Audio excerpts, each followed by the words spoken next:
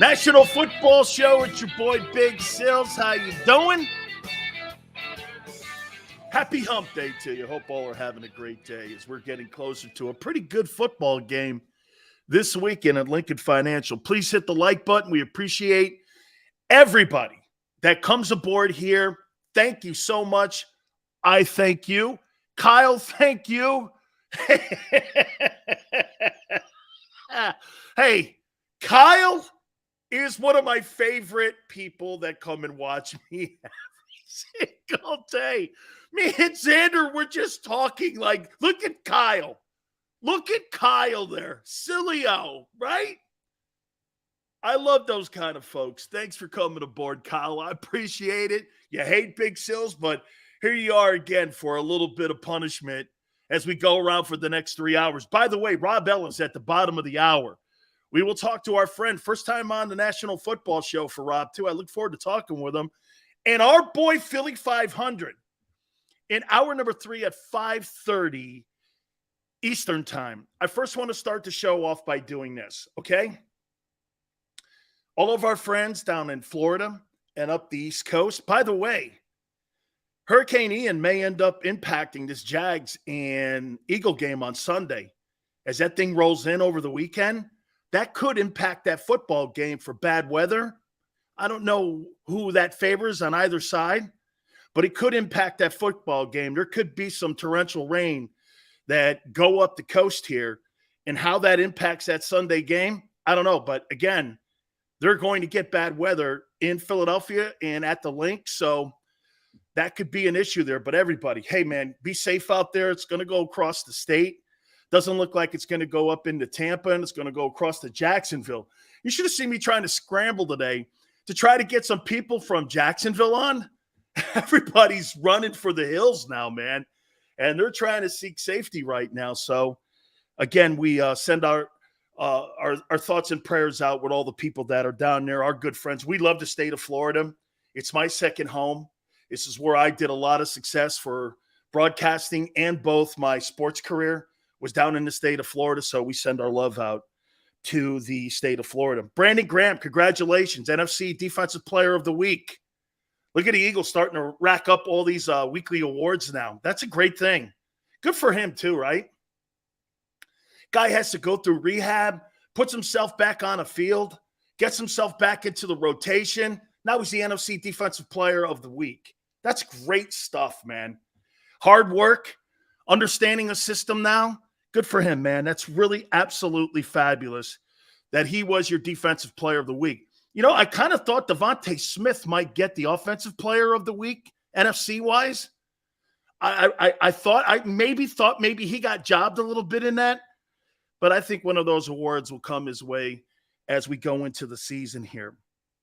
Please hit the like button. I'm going to get to some of your thoughts here in a sec. I'm going to get to the Jaguars right out of the gate. Sills, I played your Eagles song in my work truck radio, and now I'm waiting for the tow truck. Thank you very much. I'm sure you threw up all over yourself too, right? Hurts season, T. Washington. Sure looks like it. Jesse, what up, my brother? Appreciate it. Thank you very much, Popcorn TV. Love to come back for BG, Brian says. And he should have with those 3 sacks that he got, Brandon Graham. And absolutely. I tell you what, Josh Sweat too. As great as he played in that football game on Sunday, he could have been in a conversation for Defensive Player of the Week, too, on the NFC side. All right. Let me get into the Jags here. When you put on the tape and you watch a Jacksonville Jaguar team coached by Doug Peterson, that's different. That's a different-looking team. They're not the Jags. There's discipline. You see it in how they play, how they run to the ball, how they have a sense of urgency. That's not the Jags. They run the ball effectively. They get after the quarterback effectively. The quarterback is playing within a structured system. They're well coached. You see it. They're disciplined. Special teams is disciplined. They got playmakers on that team. And I'll tell you, a part of their football team that's starting to pick it up big time is their defense. Okay? I mean it. That kid Lloyd can play. I wanted him on the Eagles instead of Jordan Davis. I had him slated in there as the 19th pick, the linebacker from Utah. I thought he was a Micah Parsons kind of clone.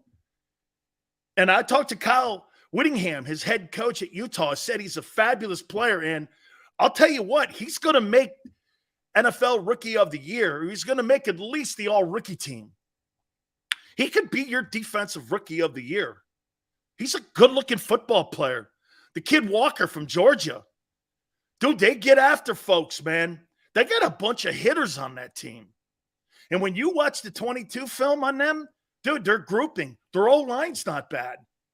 I'm going to say this to you. I think they're better than Minnesota. I think this will be the Eagles' biggest test. Now, again, let me back it up and go, are the Eagles better? Yeah, you're at home also. Okay? You're at home. But this team will be the best test. Trevor Lawrence is playing really good football. That kid can sling it, man. And he runs a 4.5. He looks like the talent that I thought he was going to be when he came out of Clemson. This kid's a good-looking football player. And you're seeing the good coaching, then putting pieces around him, and most importantly, having a structure around him. It's really cool when you watch the Jags, if you didn't notice the helmet, you would swear it was Pittsburgh or Green Bay or a really disciplined football team like New England. They have a lot of dynamics like that. Everything is in a structure. You see what they're doing out of that bear front, too. They're moving guys around. They're very versatile. They remind me of the old Patriot defenses early on in Belichick's run up there when they were taking guys like Bruschi and Vrabel and moving them around. That's a pretty good-looking football team. Okay? Better than Arizona, Sills? I'll have to wait and check out Arizona for next week. I don't know yet because I started watching some film on the Jags last night. So I would say this. Let me hang in there before I start saying that because I haven't watched enough film on Arizona yet. But I will say this Jags team's not the same. That's not the same football team. They got a lot of players. And what Doug has done, what I think is one of the most important things, he's put a hell of a coaching staff together. You know, they've got a lot of good coaches. I know Mike McCoy from a long time ago, and Mike McCoy is doing a great job with Trevor Lawrence. Mike's the former head coach of the Chargers. It's funny. That's where I met Nick Sirianni. Nick Sirianni worked in San Diego for Mike McCoy. And you know who recommended Mike McCoy to Doug Peterson? Frank Reich. Frank Reich and Nick Sirianni recommended Mike McCoy, the quarterback coach, to Doug. Doug knew him too, though, of course. But that's the connection when he was putting his coaching staff together. He asked Frank, who do you think should be my quarterback coach? And he said Mike McCoy. And Nick seconded it. So there's a connection with the coaching staff, with the three dudes. Remember this, okay? Mike McCoy's the quarterback coach in Jacksonville. And Sirianni worked for him, Mike McCoy, and so did Frank Reich. Frank was the offensive coordinator in San Diego. That's how that dynamic works. So you always have to put the tea leaves and connect the dots when you're talking about how teams are going to approach one another and how much intel and insight do you have on what a team is trying to accomplish. You see a lot of the things that Phillip Rivers did when he was in San Diego, and you see how they want to get the ball out quick. They want to get it on rhythm. You want to be able to get a pace going, and you see that. You see him developing. Now, I didn't think he was spectacular in that Washington opener, but against the Colts, I thought he got really a good view of the field. It doesn't really against the Chargers this past weekend. I thought he was great. So he's got a really good understanding of what they're trying to do with that coaching staff. I really like Trevor Lawrence. I said to you that I think he can make the Pro Bowl this year. They might win that division. They just might. I don't really think that there's a lot of really good, powerful teams in that division. Okay, I just don't. You hear anything about the Birds wanting Dee Ford? I have not heard that. Okay? That's what happens when Joey Bosa and J.C. Jackson aren't in the game. Slasher, right? But that's not the Jags' fault. You got injured guys. That's on you. Because, look, guys, just like Merrill Reese said yesterday, it's the war of attrition. That's part of it. This is part of the war of attrition. You know, it's funny. I tweeted something out this morning about Tagovailoa, and I said Tagovailoa is not the answer in Miami. He's not. It's not because he's not good enough. It's the same dynamic that's going on in San Francisco. He's not durable enough. He's just not. Jimmy G's not being replaced in San Francisco because of talent. Jimmy G's being replaced because he can't stay healthy. That's why they went out and got a quarterback. Because Garoppolo's hurt all the time. Missing games. He's missed a boatload of games in San Francisco. That's why they went out and got Trey Lance. You're not trying to replace a guy who's won 38 ball games since he's been in San Francisco because he sucks. It's not the case. They go far with Garoppolo. You know, you can't do this. Well, Jimmy G doesn't put great numbers up. Well, neither do a lot of quarterbacks, including Lamar Jackson. He doesn't put gigantic passing numbers up. He is this year. Okay? The NFC East is a stronger division than the AFC South. Absolutely. Okay? Absolutely. And again, I want everyone to understand, I don't hate Tua. Absolutely not. I have nothing against the kid. You hope he makes it. Some guy in Miami's trying to tell me, yeah, well, Herbert's. I go, dude, don't kid yourself. The Dolphins had to do it all over again. They would have took Justin Herbert over Tua in that draft. What are you, crazy? Use your common sense. 3 games, he's played well. Now he's dinged up, and there's still a chance he may not play on Thursday night because of the concussion protocol. NFL Players Association is even looking into it and how they put him back on the field so fast. So again, I mean, this is concussion protocol stuff. It's not even like a knee or an ankle or a shoulder. What happens when we get to the quarter pole and the halfway quarter pole of the season? Is he going to be too banged up to finish the year? Hey, that goes on. This is what you got to give Jalen a lot of love for. I'm going to get to Jalen here in a minute because there was a story on the front page of the Philadelphia Inquirer about Jalen Hurts today, and I want to hit on that a little bit here. Look, I think Tua's a good ball player. I really do. I think he's a good ball player. He's just not durable enough. What's up, Magic? What's up, Maniac? Appreciate you coming aboard. It's Tua's back, not his head. Oh, it's his back, Rich? He's got a burner? Okay. Appreciate it. So a good chunk of the offense, Dolphins stats came from that fourth quarter with the Ravens. I know. Would they score like 21 points in like 8 minutes or 160 seconds or some shit like that? I know, man. A lot of it. Greg says, Sills, Jaguars have some good linebackers. Boy, they do, man.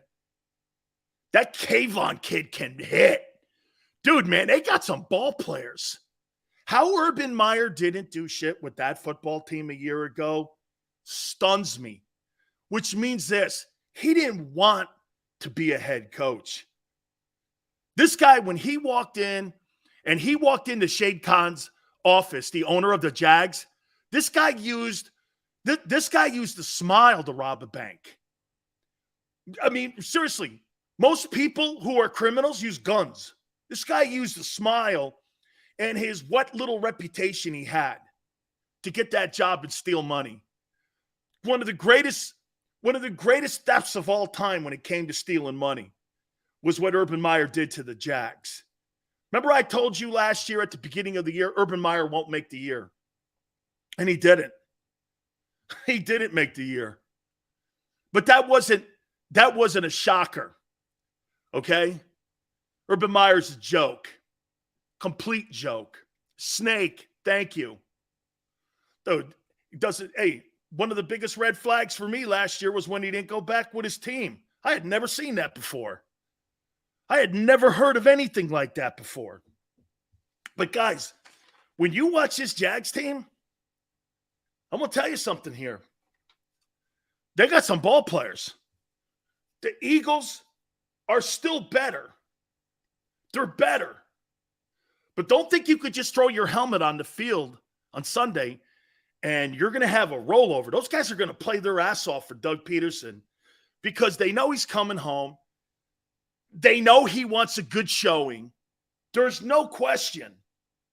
Doug is he's going to get a great performance out of these guys. The weather's going to be a factor, I think, on Sunday as that hurricane comes up the coast. Like I said, I don't know who that favors, but to me, if I had to pick a team and who that favored, I'd pick the team that runs the ball, which is the Eagles. Dude, you got bad weather? Look at what the Eagles are built for. Let me show you something here. And this made me think, even this storm and what this storm shows you, what your team is capable of doing. Say you got to go. Say you don't win home field advantage in the NFC at the end of the year. Say you don't. Say you're second or such like that. And it has to go through Tampa or it has to go through Green Bay. Okay? Say it has to go through Green Bay. Okay. Most likely Green Bay, I think. I think if it's going to be not Philadelphia, I think it's going to be Green Bay at the end of the day. I'm still holding it that I think it's going to be Philly. But let's play along here. Look what you're built for. Say it's like 30 below, or it's snowing like it was a year ago when San Francisco went into Green Bay. Why did San Francisco win that game last year against Green Bay? They were built for the elements. They could run the ball. They didn't have to make a shitload of throws to win. The Eagles are built the same way. You don't have to go in to a place with bad weather, and you know this. Late in the year, when you need hey, how about this? Late in the year, when you got to go into a place like New York in the Meadowlands, and that wind blowing off 16W there, and you got to go in there and play, or you got to go to Soldier Field, got the worst turf in the league, and you got to go up there and play a ball game, you're built for it. You're not one of these finesse football teams that has to rely on throwing the ball. How many times did we see Peyton Manning because he played in the Dome and he played in that field house? Every time he went to New England, he got the shit kicked out of him. Or if he went into Baltimore, he got beat because they didn't play in the elements. The Patriots practicing that stuff. Okay? Practicing in that stuff. You're built for it, though. Okay? You're built for it. Richie goes, who is Green Bay beaten? Richie, who have you beaten? Don't start doing that because you don't have that great a resume. It's not like you're what Miami's done. Look who Miami's beaten. Beating the Patriots, the Ravens, and the Bills. That's impressive. That's your first 3 ball games? That's pretty impressive, Holmes. That's getting it done. You're beating some good quarterbacks and some good coaches and some good franchises. All 3 of those teams have a shot at making the postseason. It's still a debate on whether Minnesota makes it. Detroit's not making it. Washington may get the first pick in the draft. So before you start pointing and saying, who have they beat? Who have you beat? You haven't beat anybody. Okay? Colts just beat yeah, okay. Right. All right. Yeah. And the Jags just took apart the Jags just took apart a Charger team that beat you last year in your own place. Okay? I mean, let's hang in there on who you want to match up here yet. Let's worry about the Jags here. It's going to be a good football game. This is going to be a good football game, I'm telling you. Look, again, as we get closer to the end of the week, I'll bury the lead here a little bit with you. I'll tell you why I think the Eagles end up winning it. And we'll do that as we get closer to the end of the week here. But Jacksonville's going to put points up. This could be the best team to this point that they've played. And this is going to be the best coach team that they've played to this point. They're a well-coached team. That's a good coaching staff he's put together, Doug. That's a good coaching staff. Good coaching staff. Okay. So, Xander, am I right when I say this? Jeff McClain is a writer for the Philadelphia Inquirer. He has a story on the front page of the Philadelphia Inquirer. And he's suggesting right now that Jalen Hurts is in line for a long-term extension here at the end of the season. And you're starting to see the media starting to get behind it now. Now, as I've told you, for me, after 3 ball games, like what Merrill said, let's let this thing play out. Let's let this play out. And how about this? Let's enjoy it. You can't do anything right now during the season because of the CBA. What's the rush? What's the rush and what's the hurry? There isn't one. It's great to have watch this. Am I in line right now to where I'm getting to a point where I would say that Jalen Hurts and the Eagles should start having conversations in the offseason about a long-term deal as the future quarterback of the team? Am I saying that right now on September 28th? No. We haven't even got through the first 4 games of the season yet. We're not even at the first quarter pole of the year. They've played no one with no significance to the playoff run, except for the people like you guys say that are in front of them. And again, I'm not against if the kid ends up doing what we've asked and want and expect by the end of the year on sitting down and having a conversation. And Jeff McClain has started that conversation on the front page of the Philadelphia Inquirer. The question is going to be how much, how long? What is going to be proper and still building the football team and still putting pieces and managing a salary cap? Are you going to get a football? You know, I had a conversation yesterday and somebody asked me why Tom Brady was successful. Why do you guys, here, let's back this up. Why do you guys think Tom Brady was successful in New England for 20 plus years? Why do you guys think he was successful? Just some random thoughts on why. I had a conversation, and some people are in the line of get as much money as you possibly want and can get. Others aren't. Okay? Others aren't. Stability and a great coach. Because his will to be great. Brady reads D, and they adjust. Here, Belichick studied for him. Stability and a great coach. Those are all great, guys. That's part of the learning curve that Tom Brady went on with Belichick and that journey that they went on each and every single week as they prepared for the teams they were playing. But can I tell you why? And I have a feeling Jalen Hurts is going to take the same page out of Tom Brady's playbook. Follow along with me and tell me if you agree or disagree here, okay? I think the reason that Tom Brady, there was 2 things, the reason that Tom Brady succeeded when no one thought he was going to succeed. It's almost the same kind of story with Jalen Hurts here. And here's the story. You never thought that Tom Brady would sit there and be so willing to learn. And he was willing to learn. Jalen's willing to learn. Jalen's willing to do things that maybe sometimes aren't convenient to his statistics, like in that Detroit game. And can I tell you the biggest reason that I think Tom Brady succeeded, whereas Aaron Rodgers and some of these other guys failed?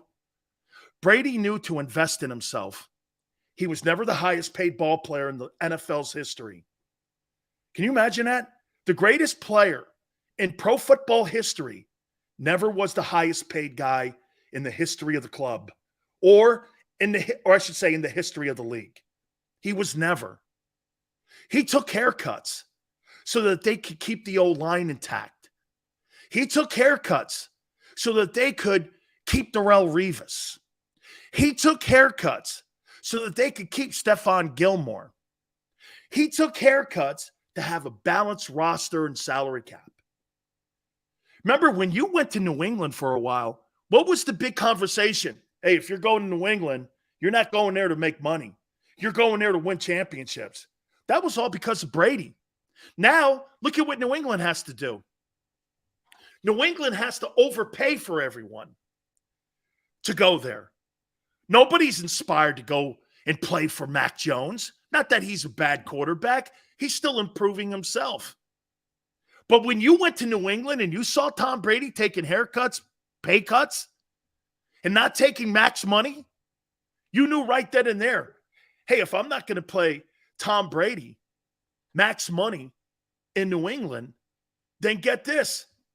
I'm not going to. The secret sauce in New England, and Jeff McClain's article today in the Inquirer about long-term extension, I think you may have a guy here that may pull that page out of the Brady playbook, because Brady was never the highest paid guy in New England. That money went to O-linemen, Stephon Gilmore, Darrelle Revis, went to Vrabel, went to guys like Wes Welker and Edelman and Amendola. Made sure that O-linemen were all intact. Brady invested in himself for 21 years, and now he's getting paid. Got a big Fox deal ready. This guy's made $500 million. It's credible. And I think Jalen's that guy too. It's going to be interesting at the end of the year. I'll tell you, one of my favorite shows that I watch every single day is Sports Take. Rob Ellis, D. Gunn, and Barrett do such a great job. Rob comes on with us right now here, man. Rob, man, thank you so much for taking time, man. I'll tell you what, I watch you guys every day. I love what you guys are doing, man. You guys just kick it around. It's so fluid now, and you guys really, man, it really is a privilege and pleasure to watch your show. My pleasure, Dan. Thanks. I've followed your career, all your other stops, man, and it's great to be your lead-in, brother. Absolutely, man. It's really fun. We have such a great network here. All right, Rob, 3-0 start. Mm-hmm. We had Merrill on yesterday, and he goes, Dan, no, I'm not even going to try to do the imitation because I can't do it, okay? He's like, it's 3 games. Give me your assessment on what you've seen so far. I think they're a very complete team, Dan, and you're right. I mean, the one thing you can't account for is injuries, because that could change everything in a second. But I see a team that can beat you through the air, can beat you on the ground offensively with a really strong offensive line. I see a team defensively that you saw last week, how they can get after the quarterback, but they can also single you up at the corner spot with Bradbury, with Slay. That's a luxury not a lot of teams can do. You know that, which allows you guys to tee off up front. So if I had one nitpicking kind of issue, I would say they're not great special teams wise in terms of the return game. But that's a good nitpick. I mean, there's a lot of talent too. We were going through it today, and I'm looking at the NFC, and I see a lot of flawed teams. You know, the AFC is a better conference, and this thing's there for the taking. Dallas is not going away, despite what some Eagles fans might want to hear. You know, they're more than holding the fort without Dak, so they're good. And it's going to be a 2-horse race, but I don't see any killers here. I don't think Green Bay's a killer. I think Tampa's a killer. I really don't think the Rams are a killer. It's a wide open conference. Rob, do you want to see Devontae a little bit more back there in punt return? I'll tell you, if you start to get the ball in his hands, I could see a better version maybe of Djax. You do want to protect him because of his size, but he's gotten bigger this year. He's a bigger kid than he was a year ago, so he's put some weight on. But again, is this just going to be like a one-off, or you're going to see him occasionally back there? Or would you like to see him more? Because they could get big chunk yardage with him back there, and that could change field position also for your offense. You know what, Dan? I think if I'm going to pick and choose my spots with him, I'm probably using him in bigger moments rather than last week, just the first time, right? This is the very beginning of the game for people who didn't see the game. The only thing that would concern me is it's not so much even him holding up with the hits. Their blocking scheme stinks. I mean, you're seeing Covey get lit up, and I know he's inexperienced, but other guys that they've tried back there getting killed. That's what would worry me. And I know, Devontae would make people miss more than maybe Covey would. But that would concern me a little. I agree with you. He's wiry, man. Like, people think of him as just this skinny dude, like a Todd Pinkston for Eagles fans from back in the day. He's not. He's strong. He is ripped. So I think he could hold up ultimately, but I think I'm looking at him in probably like bigger moments. That's what they used to do with Deshaun at the end of his career. It wouldn't be all the time, but it's the third quarter and you're down 10, throw him back there. Let me get over to that Jeff McClain article that was in the Inquirer today about extending him at the end of the year and talking about his future. I'm talking Jalen Hurts. Rob, he's a young kid too still. Man, I take a 3-year deal. Do you think he's going to be a guy that's going to work with the front office because he's going to feel, I don't want to say obligated, because look, he's doing a service. He's winning games for you. He's putting up the numbers, and he's clearly gotten better. If you're Jalen, and prior to bringing you on, I said the one thing that Brady did that other quarterbacks in the NFL never did. He invested in himself, Rob. He never took the most money so that Revis could get it, his O-line, his left tackle. And he benefited from having a great team around him instead of seeing some of these teams get ripped apart. Look at Kansas City and Green Bay. You have to lose Devontae Adams and Tyreek Hill because you're paying your quarterback $50 million. I think he's smart to see that. I'm not saying he should take massive haircuts here, but how do you think this relationship will look at the end of the year, especially if he comes through with what we're looking for? I think he is more on the Brady side of it from that standpoint, bigger picture. I also think the Eagles are so good at getting these things done early that you generally get a pretty good discount. Howie's been notorious for that for years. So I think the combination of those two things, not letting it become a Lamar Jackson situation, which the Eagles never let that happen. So I don't really sweat that too much. But I think getting it done this early, this is where you might see them do it like next couple of weeks. And I know a lot of fans would say, my God, man, why would you do it so early? It's only 3 games in the season, because you can probably get him at more of a discount. And I think I would have told you before the season, let it play out, man. He's got another year next year, get it done in the offseason, make this entire 17 games and or playoffs the proving ground for him this season. But the way it's going so far, Dan, and maybe I'm, recency bias, guilty, hand up. I think it may come a little bit earlier because it could benefit the team if they get it done earlier. I'll tell you something, Rob. They've been 3 differently approached games by him. And I've said this to everyone. Rob, you go back to that first game and that 56 completion percentage. First thing I did was I ripped it. Then I watched the 22. There were 10 times he did this. Running up before he ran out of bounds, he took the incomplete pass so he wouldn't take the negative yardage. And that was something to me that showed me that team before individual accomplishments. And I love that kid did that. Aaron Rodgers ain't doing that, or some of those other guys are doing. Nobody's doing that stuff. Mm-hmm.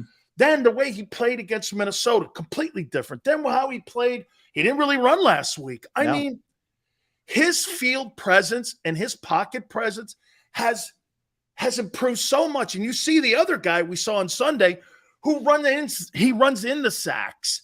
I can't think of a guy who has worse pocket presence than Carson Wentz. I mean, do you see the same thing in his evolving at the quarterback position? Yeah, first off, to your last point, Wentz is a disaster. He's a shot fighter. I mean, that's over. I don't know if he'll be in the league in 3 years. But as far as Jalen goes, all you need to do is go back to last week. It used to be if he didn't run, they weren't going to win. Or if they didn't pound the football and run for 200 yards, Dan, in general, they weren't going to win. They didn't run the ball particularly well, and he didn't run much last week. And they still killed that team. I don't care what the score was. That was the non-competitive football game. You know that. Yeah. So he's showing you now. There's also a willingness to roll to his left, to throw a guy open, a touch pass in the middle of the field, just a little drop over 2 linebackers. We didn't see that before. It was either, try and hammer a deep shot, take off to your right, and maybe complete a pass. there is a big evolution in the scale, the prism, the spectrum, if you will, this passing game with him. And sky's the limit because you have a lot of diverse receivers. You have the technician in Devontae. You have the yards after catch guy in A.J. Smith. You have the deep shot in Quez. Even, Dan, last week, he's not catching a ball, but he's drawing 2 pass interference penalties. Not to mention Goddard, who's top 5, top 7 tight end in the game. So he's keeping these guys fed to an extent, I think, in a way where you're not going to have any problems. Guys aren't going to be unhappy, but he's showing you he can do it every different way. I'll tell you, Rob, something else too. Howie Roseman here. Do you know currently right now they're sitting in the 7 hole for the 2023 NFL draft? Can you imagine if that thing continues to implode in New Orleans and they get into the top 5 picks and you got a potential to go get that kid from Alabama, Will Anderson, and you put him on the outside in a rookie contract and you put that guy out there? He's the best player Nick Saban has ever coached. And I mean, he is a freak show. Look at what he's done here with this football team. They're in the 7 hole, Rob. Can you believe that? They could have a top 5 pick by the end of the year and make it to the NFC title game. I don't know if I've ever heard of that. Dan, think about how quickly he's done this. Like, we've seen teams have to really go in the toilet for years to build it back up to where he's done it on the fly. I mean, it was 2 years ago. Doug was still here. Carson was still here. You had old receivers. You had Deshaun Jackson here, and it looked like it was headed nowhere. You had 4 wins. 2 years later, we're talking about Jalen Hurts getting an extension. We're talking about potentially a number 7 pick, another first-round pick in your back pocket for next year, a team that may be as complete as any team in certainly in the NFC, but maybe in football in that conversation. It's been a remarkable turn of events. It's a couple of really good drafts combined with the ability to make trades. I don't know what Tennessee, I still don't know what Tennessee's thinking letting A.J. Brown go. You ruined Derrick Henry is what you did in Tennessee. But Howie pounced, man. He smells blood. He's a real shark in that sense, and he's really good at that kind of thing. But it's been a crazy quick turnaround. Absolutely. 2 last questions for you here, Rob. Do you think it's a product of Jonathan Gannon's system, the defensive coordinator, or do you think it's just people like, I said this about Josh Sweat. He's got to prove to everybody he could be a 3-down D lineman, and he has. You're seeing what Barnett did. You're seeing what all these guys have done in the front. You're seeing a lot of guys, especially TJ Edwards. Holy cow, that guy was undrafted. He might be the best player on that defense for the value that you pay him.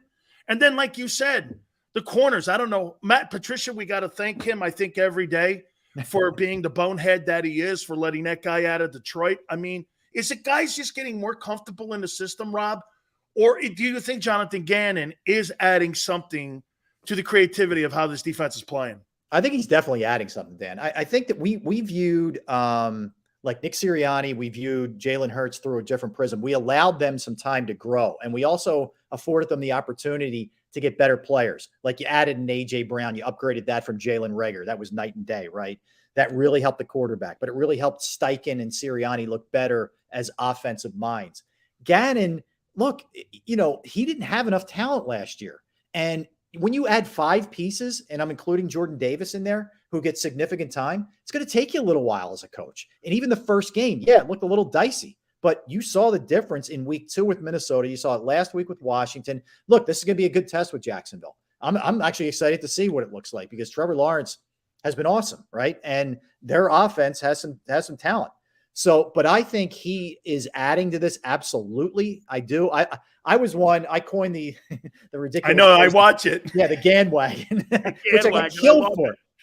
I'm still bleeding, I think, from that, but he's doing a nice job. I'm not sold like saying, oh my God, he's the end all be all as a defensive coordinator. I'm not saying that, but what I'm saying is he's finally got enough talent around him where you can evaluate him legitimately for the pieces that he has. Finally here, you're born and raised in Philadelphia. My good friend Tony Bruno, when I was a young kid, I used to go down to Nickel Beer Night in Wildwood, used to have a bunch of fun. I can remember all the great moments in Philadelphia, the late 60s, the Sixer team with Wilt on it. That was a great team that won all those ball games, 68 games, the 1960 championship with Chuck Bednarik, the 83 Sixers, the 80 Phillies, the Broad Street Bullies. Did Doug Peterson deliver the greatest sports moment in your lifetime when they won in 2017. And that's a lot of great sports in your city. Yeah. But was that the greatest moment? When he walks through that tunnel, I think Philadelphia is they're going to stand and cheer him, Rob. It's the greatest moment, I think. Tell me from a guy who was born and raised there. Yeah, I would say, Dan, for the life of me, I don't know what your motivation is if you boo that guy. Like, really, he still wanted to be here. It wasn't his choice to leave. He won he slayed the dragon, man. He slayed the evil empire. He went toe-to-toe with Belichick and Brady with a backup quarterback, a backup left tackle, a backup middle linebacker, a backup best special teams player, and won that game. And he did it with balls.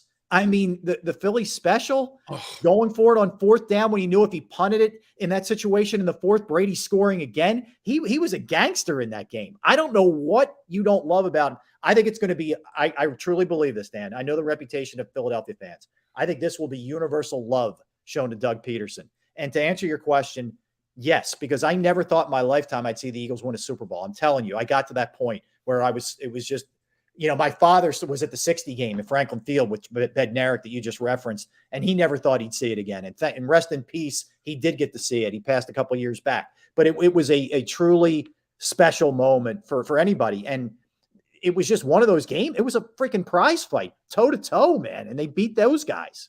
I could not, but Rob, the way they beat them up, it was white flag stuff. Yep. And I think the greatest coaching moment in the history of the Super Bowl was when that guy Foles walks over and goes, "Hey, how about the Philly special?" And Peterson has all of his papers. Right. He's got his pen here. He goes, chart. Okay, Yeah. Okay, let's go. And like I'm that, going like dude, this. Dan, speak as a player. When a coach gives you like let's do it. I get goosebumps now. You're ready to go, man. You are ready to you are going to execute that goddamn play at all costs if that's the case. Man, what an! I will tell you this. Let me sneak this in before you let me go. I know how tight you are with Jerome Brown. Okay, I loved Jerome Brown as a player. Loved him. Okay, he was my guy as an Eagle. I got an opportunity. Probably, it had to be 10 years around about after he passed to go as a producer and do a piece on his parents and his sons. I went to his house that he grew up in Brooksville. Yeah. And it was unbelievable. His parents left the room as it was, when he was a kid. It was so touching. His father and mother were such nice people. Willie. And you just knew where he came from, and it spoke volumes about the kind of person he was. But I just wanted to tell you that because I love Jerome. Let me tell you one small story too. When we were at his funeral, and every single freaking Eagle guy, including Buddy, show up. Reggie's in tears. Chris Carter is standing, bawling. The entire area. My wife, then my girlfriend, is sitting in the middle. Cortez Kennedy, Russell Maryland are in tears. It was all the Miami guys and it was all the Eagle guys. And we carried his box. We laid him to rest. We all took our ties off, Reggie and everything. We all took our ties off and we threw our ties into the box to say goodbye to him. I remember Seth crying. I mean, all of us, man. I mean, Andre Waters was there, Wes, everyone. And we all sung there and we sang songs before we closed it up. And I have never seen a football team in a city love Jerome as much as I did when he passed. I couldn't believe the outpour of love that they had for that guy. I mean, and that's the way the whole he wore 98 because of that highway that went through there. It was 98. Jerome was a very simple man. Oh, man. And then he wore 99 when he got to Philly, but he wore 98 at Miami because of the highway, and he always loved Brooksville. And he just loved Philadelphia so much. He loved Buddy. He loved the fans. I think Jeff Fisher was their D-line coach.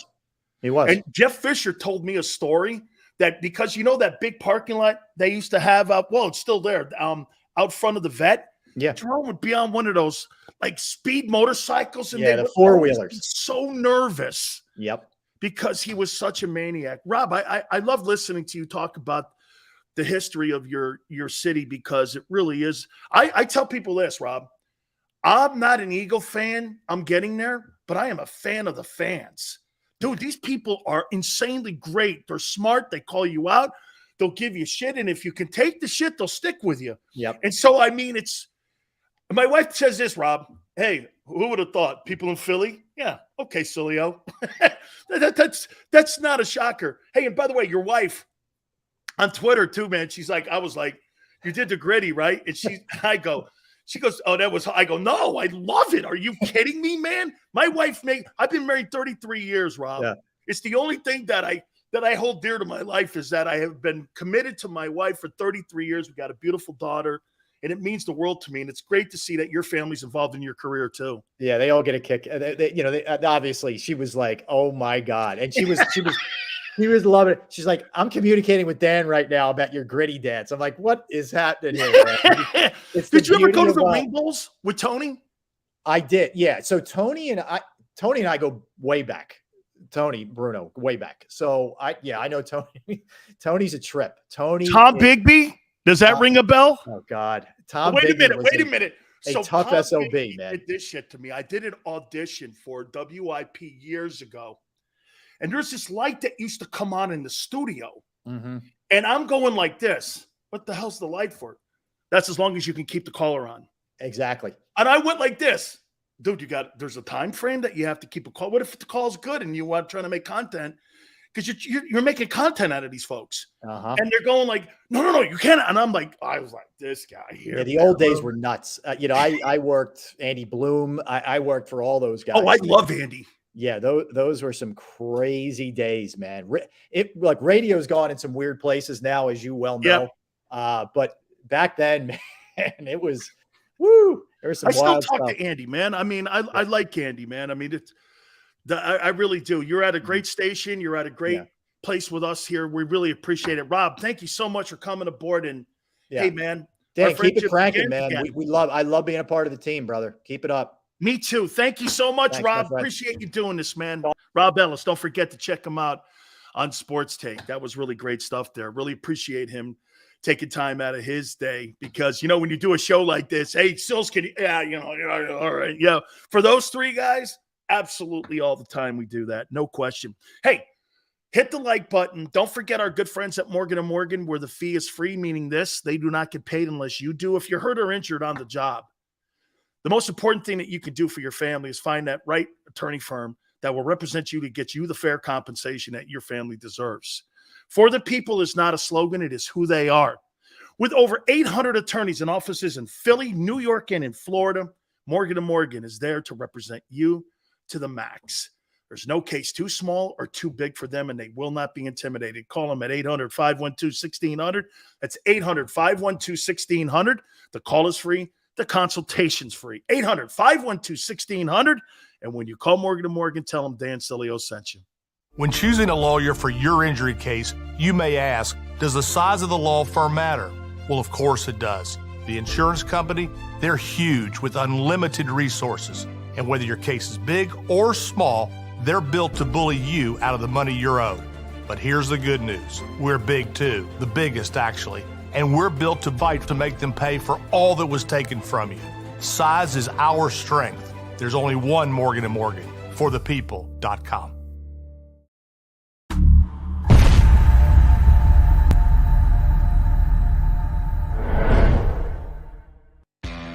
Go to get your game on. Go for the beers. Go for the cheers. Go for the hit and the hits. Go for the stakes and the stakes. Go to get your parlay on. Go to get your party on. Go for the scene. Go for the screens. Go for the gallery. Go for the win. Go to Ocean. Visit theoceanac.com to plan your visit. The greatest fans on earth. It's a bold statement, but would you expect anything less from Philadelphia? 58 years of heartache creates a toughness, a grit, a resolve not found in most. Sure, our prayers were answered, but now that we've had a taste, we're looking for more. Pondley Hockey, official partner of the Philadelphia Eagles. Action News at 11 with Rick Williams. It's the team you trust to bring it all together. The stories that impact your community, a sports roundup for the locals, and the AccuWeather forecast you depend on. Action News at 11 with Rick Williams. Go passionately. Go fearlessly. Go confidently. Go Birds!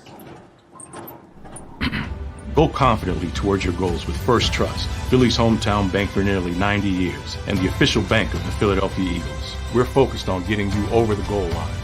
So go with conviction, go with trust, Go Birds! and go forward with us by your side. First Trust Bank, the official bank of Philadelphia dreams. Oh, and go Birds.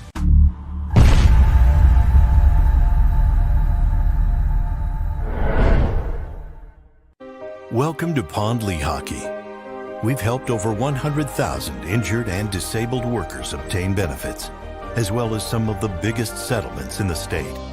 If you've been injured at work, give Pond Lehocky a call.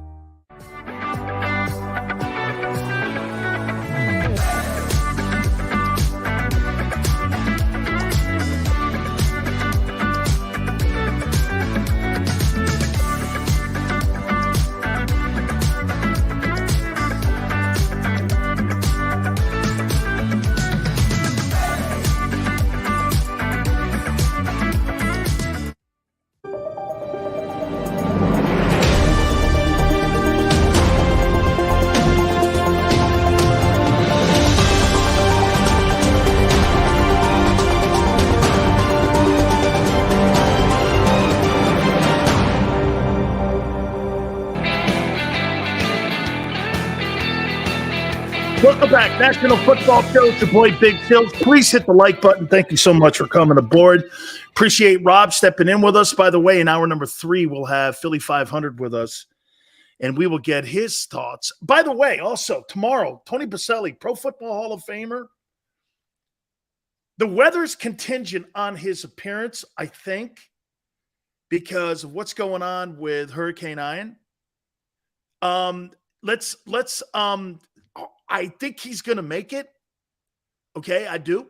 I think he's going to make it, but tentatively right now, we got Tony Baselli for tomorrow. So later on, though, we got Philly 500 stepping in with us, and we appreciate everybody coming aboard here. I'm going to get to what a lot of Eagle fans are saying about this 2022 team already. And I want to reflect back a little bit on 17's team. I'll get to it here in a sec. I want to hit on a topic that I hit on a little bit yesterday, and I want to throw this around you guys one more time. How many people think the Dallas Cowboys should move off of Dak Prescott? Move off the guy. I'm not saying Cooper Rush is better than Dak. Not saying that. Okay? Richie says no. Mr. International says me. Tom says I do. You think you're getting $45 million worth of production out of Dak Prescott? And you know what most people constitute when they say production? His numbers. Isn't Dak Prescott Kirk Cousins? Aren't they the same guy? The only reason you look at Dak Prescott differently than Kirk Cousins is because he's the Dallas Cowboys starting quarterback. What is different from Kirk Cousins and Dak Prescott? Tell me the difference. Completion percentage the same? They throw for just about the same amount of yards every year. They pretty much had the same amount of postseason wins. Right? Dak Prescott's Kirk Cousins. What up, Cody? Appreciate it. T-Car says the same thing. More games won? I'm not paying Dak Prescott $45 million to win more regular season games. I'm paying Dak Prescott. When you make this is what's going to go on with Jalen here. When you win a lot of regular season games, and you don't win a lot of postseason games, people are going to go like this. You shrink in moments. Dak shrinks. If Kirk Cousins shrinks, Dak shrinks too. Okay? There's no difference. By the way, is Dak good enough to be a starting quarterback in the NFL? Absolutely. Is he a $45 million guy? Those elite dudes that we're talking. Big money guy? No. He's not a big money guy. I pay that guy the same money I pay Ryan Tannehill or Kirk Cousins until he shows me a moment. Doesn't that have to happen also with Jalen before you start talking 46-1? Hey, I think Arizona's going to have buyer's remorse. How many people really think Kyler Murray is going to win playoff games? With that baby attitude of his, always looking to point the finger at somebody. You're going to have Steve Keim, the general manager, in my opinion, and Arizona's going to have buyer's remorse. The Bidwells are going to have buyer's remorse with that. He's a good talent. He's fun to watch. 215 goes, I'd pay Dak $15 an hour. Man, you make more at White Castle than that, dog. Average quarterbacks are now earning 30 to 35. Okay.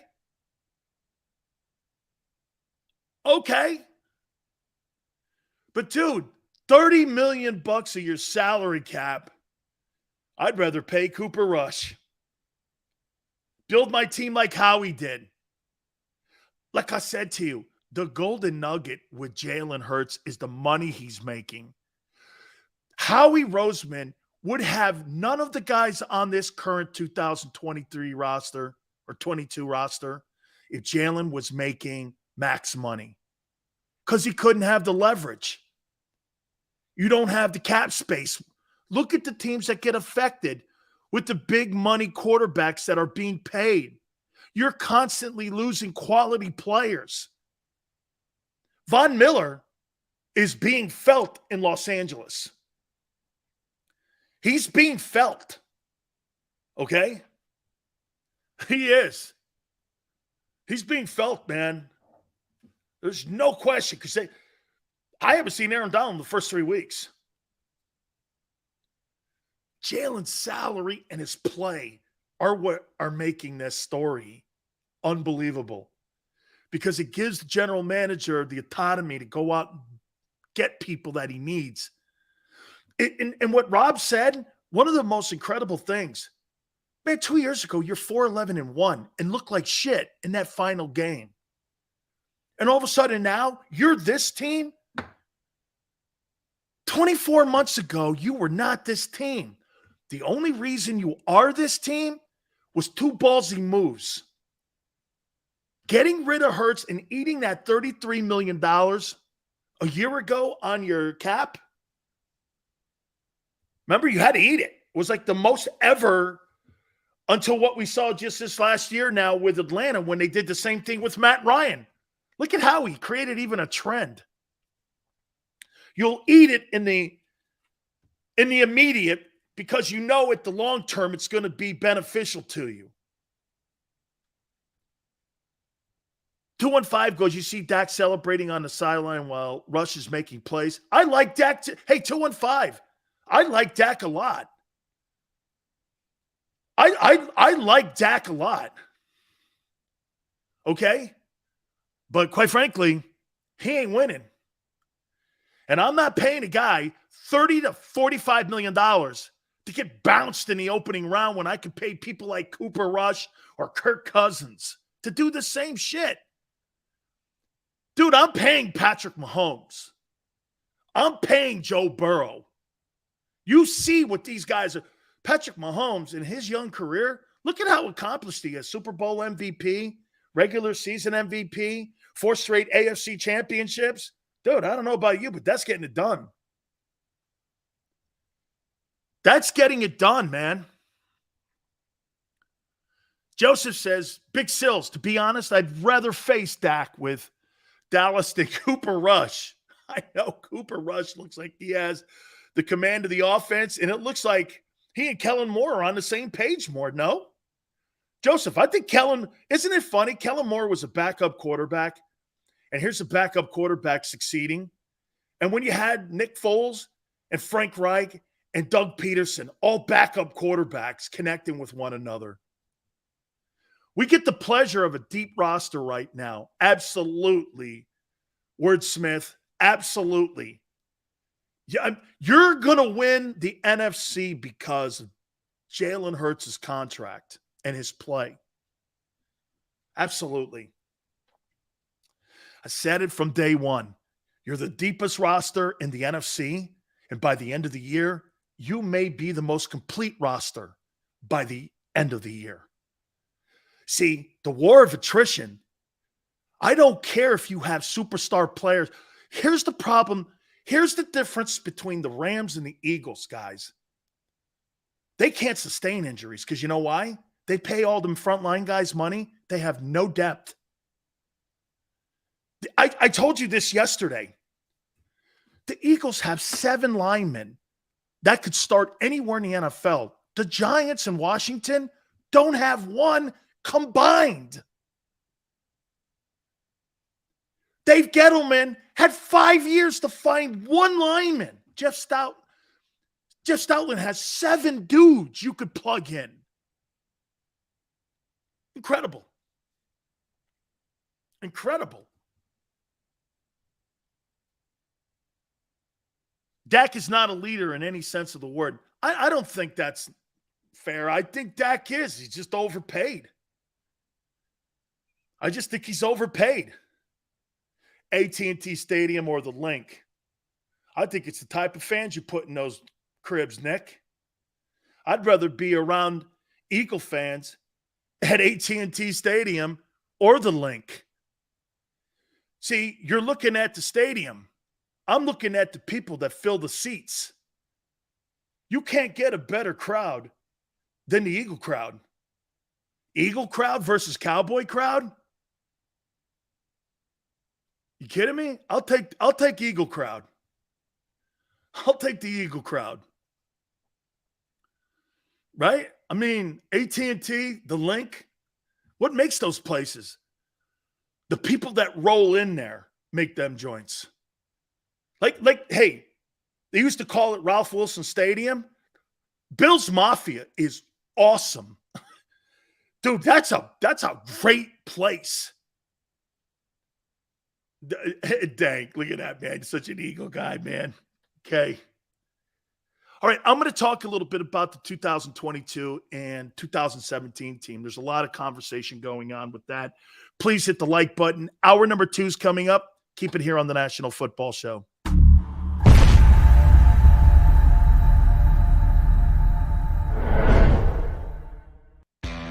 Go to get your game on. Go for the beers. Go for the cheers. Go for the hit and the hits. Go for the stakes and the stakes. Go to get your parlay on. Go to get your party on. Go for the scene. Go for the screens. Go for the gallery. Go for the win. Go to Ocean. Visit theoceanac.com to plan your visit. The greatest fans on earth. It's a bold statement, but would you expect anything less from Philadelphia? 58 years of heartache creates a toughness, a grit, a resolve not found in most. Sure, our prayers were answered, but now that we've had a taste, we're looking for more. Pondley Hockey, official partner of the Philadelphia Eagles. Action News at 11 with Rick Williams. It's the team you trust to bring it all together. The stories that impact your community. A sports roundup for the locals.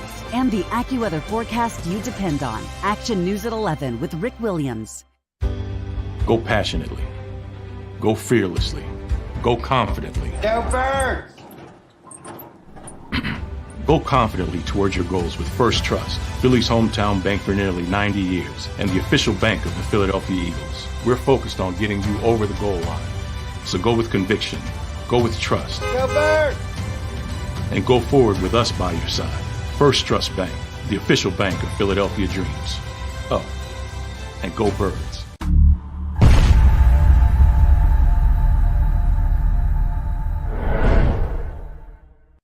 Welcome to Pond Lehocky. We've helped over 100,000 injured and disabled workers obtain benefits, as well as some of the biggest settlements in the state. If you've been injured at work, give Pond Lehocky a call.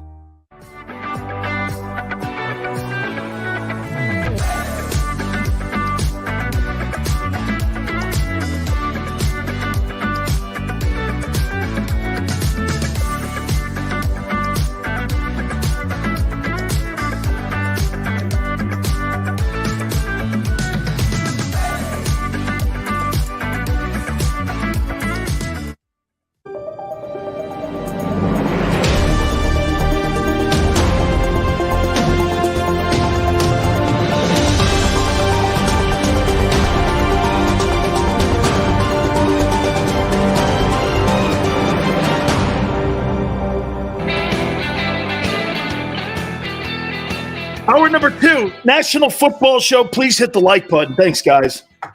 Carson Wentz is probably at the end of the day going to cost Ron Rivera his job. And that's a shame. Look at what, and again, look at what, when you make the wrong move at that position, does for a coach's career when you don't have the right quarterback. Ron's a good coach. He's a talented coordinator on defense, and he's a talented coach. But it doesn't matter. Look at Belichick. The one thing that I don't like, though, what the media does, here's the number one thing people are automatically saying about Belichick. Bill's being exposed. No, he's not. That thing's running out of gas. How long do you think you're going to be able to keep talented people in the building? And for as long as they did, it was remarkable.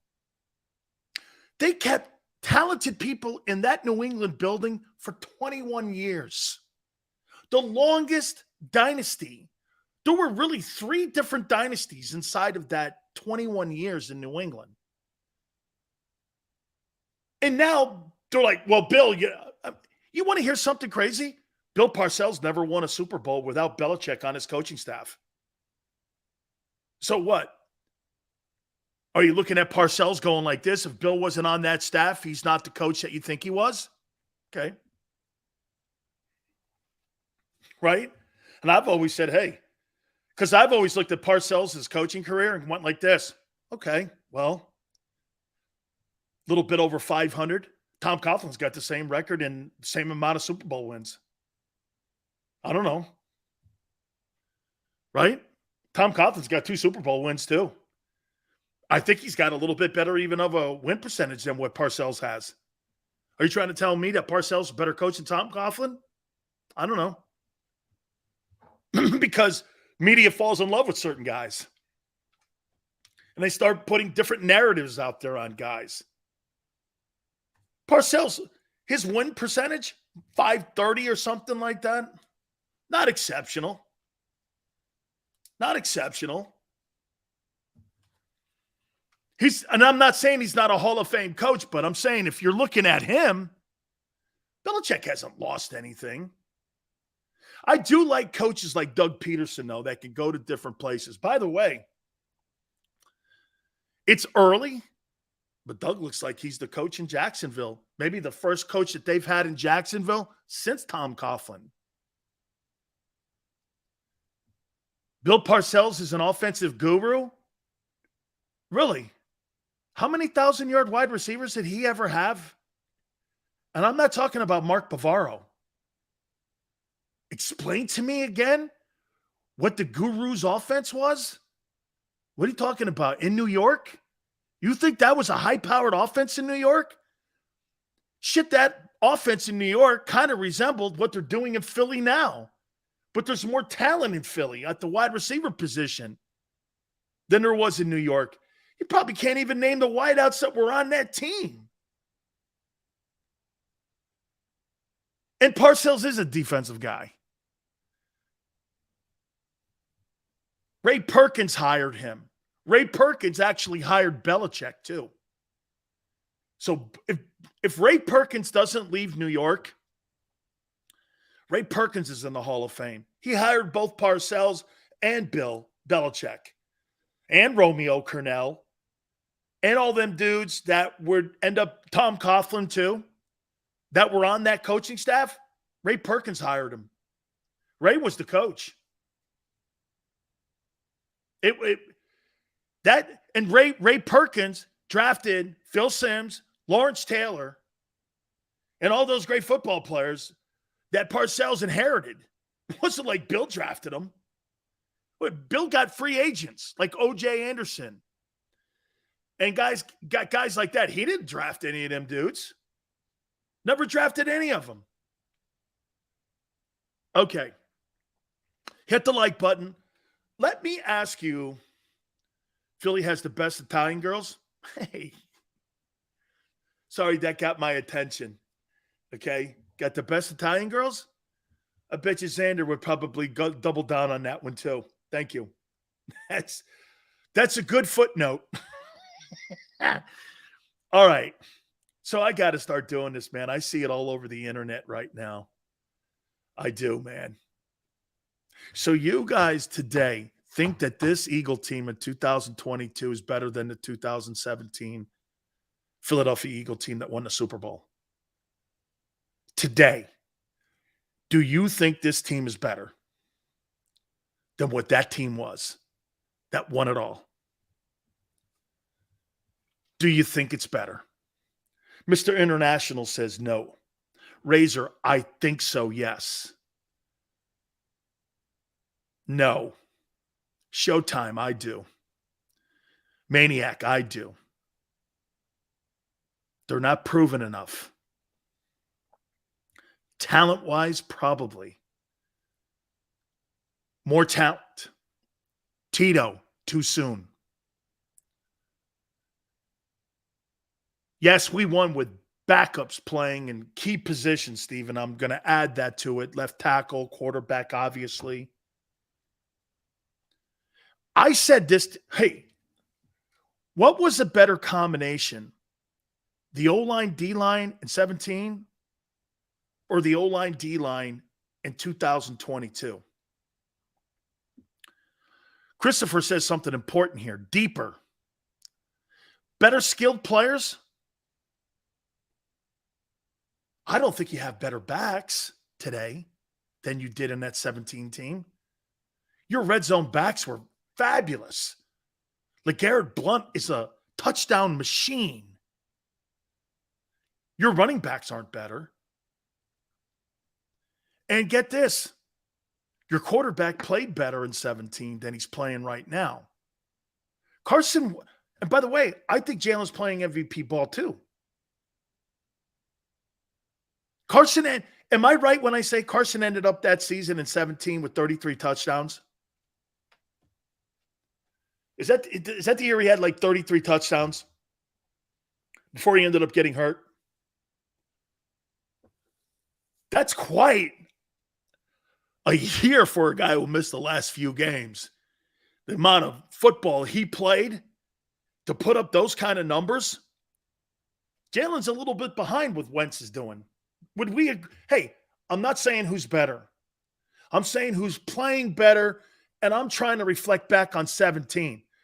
You think Hurts is playing better right now in 2022 than Wentz played in 17? I don't think so. I think Wentz was playing so out of his mind. They were talking about him like he was Brett Favre. Jones says too soon. Probably. Carson played great right out of the gate, though, man. Then they went on like a 9-game roll or something. That's false. They already compared the numbers. Got more passing yards and TDs through 3 games. So you think that you think Hurts is playing better than what Wentz did out of the gate in 2017? Wentz had 3,200 passing yards. Didn't he have 33 TDs that year, though? I might be wrong. I thought he had 33 touchdowns, which is a franchise record, and he missed the last couple games of the year. He could have maybe got 37, 36 touchdowns that season. Okay? Yeah, but Carson was a one-hit. I'm not comparing both guys. I'm comparing their play in 17. I'm not comparing them. Okay, I'm comparing the years that he had that year. I'm not talking about the years after or the years before. I'm talking about your championship season. Seals, do you think Jalen breaks that record? I do not. 33 touchdowns is a lot. If he does that, he'll lead the NFL in touchdown passes, I think. Mr. International says it's close. Yes, he had 33 TDs, and Wilson played the last 2 games and only beat him by a TD. Wentz was playing better in 17, says Debbie.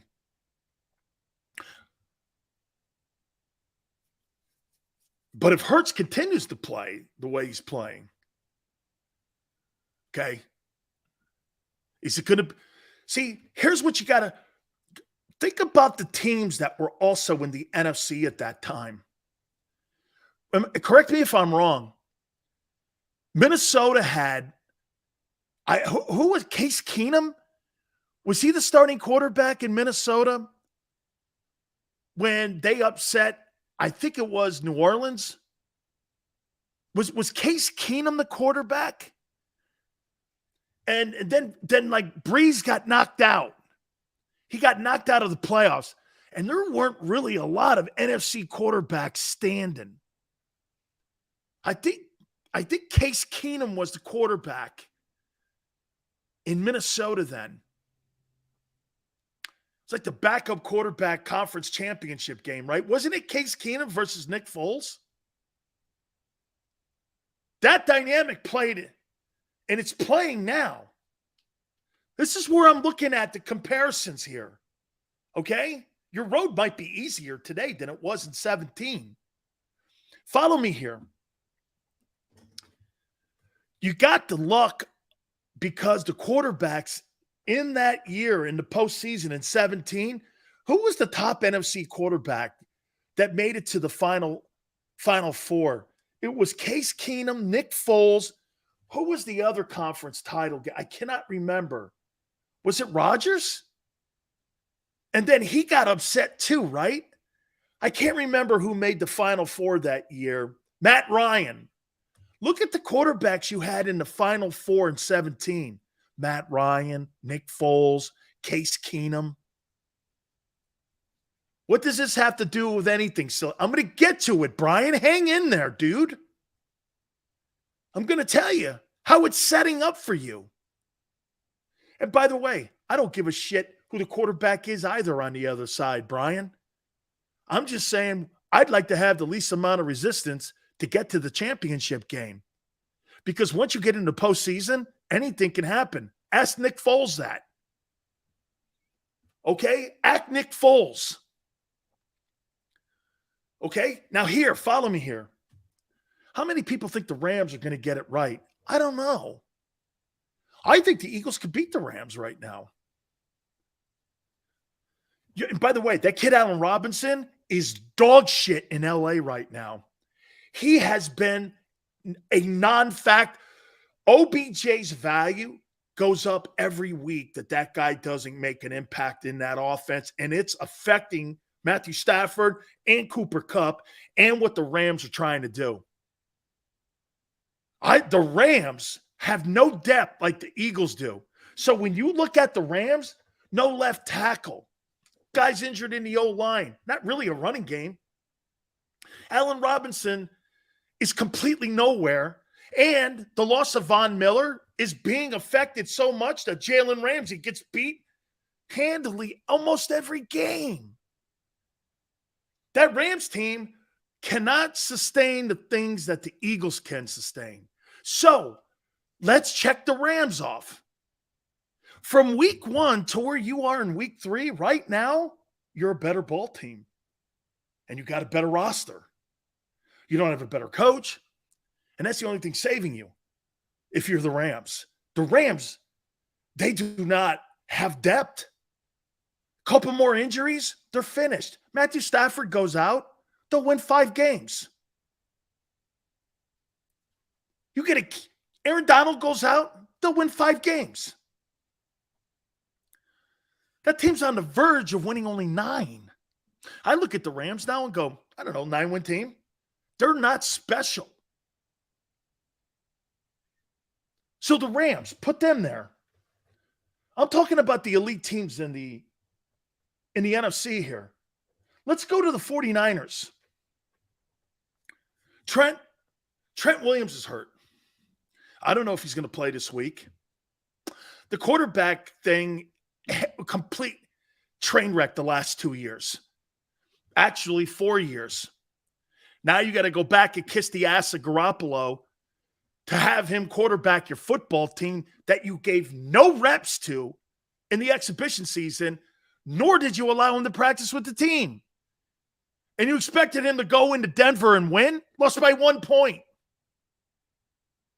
That thing is a train wreck. They have mishandled that thing from the day they drafted Trey Lance. I don't know if Trey Lance is anything. He doesn't look it to me, but hey, he may be something. All I know is right now, that thing's a train wreck. 49ers have a problem at the most important position. Are the Eagles better than the 49ers? On paper, they're pretty even. I think John Lynch has built a pretty deep roster. 49ers, I mean, look, Deebo Samuel, is he better than A.J. Brown? I think it's whether or not you like a particular dessert versus another dessert. Some would go A.J., some would not. But they're deeper at wideout in Philly. Tight end, I don't know, Dallas Goedert. He's not Kittle, but he's knocking on the door, right? O-line, Eagles. Quarterback, Eagles. So you got the Rams and the 49ers. 2 teams that made the NFC Championship game last year. You're better than those 2. Let's look at Tampa Bay. Are you better than Tampa Bay? Your defense is not better than Tampa Bay's defense, and it's not close. However, you could get to Brady. There's 3 of the 5 guys that are out in that O-line. Leonard Fournette's good. He's better than Miles Sanders.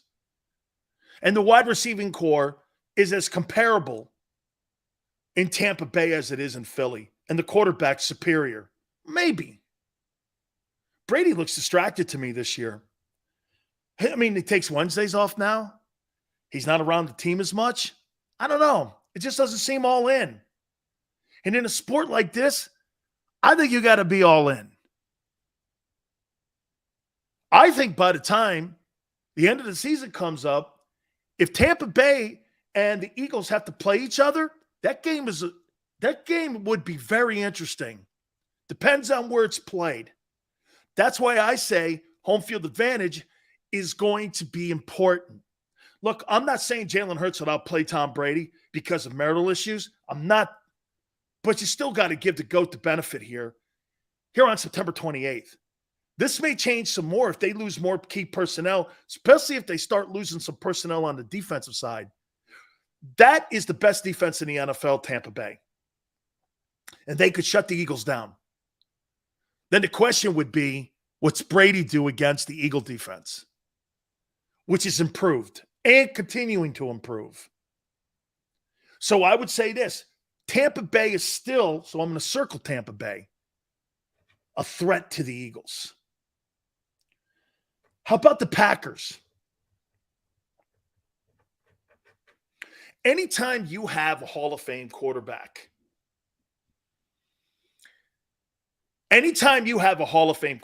like Aaron Rodgers, he's in the game. And you can start to see the wide receivers picking it up. In that Buck game, I saw them making plays finally. Like in the Minnesota game, they made no plays. Looked like they were out of sorts. But Another game you saw against the Bucs on the road. You see some of the guys making plays now. Still, I think the Packer defense is going to be as, if not better than the Eagles by the time you play them in week 12. Your old line's better. Your back is not better than Aaron Jones. Your receivers are better.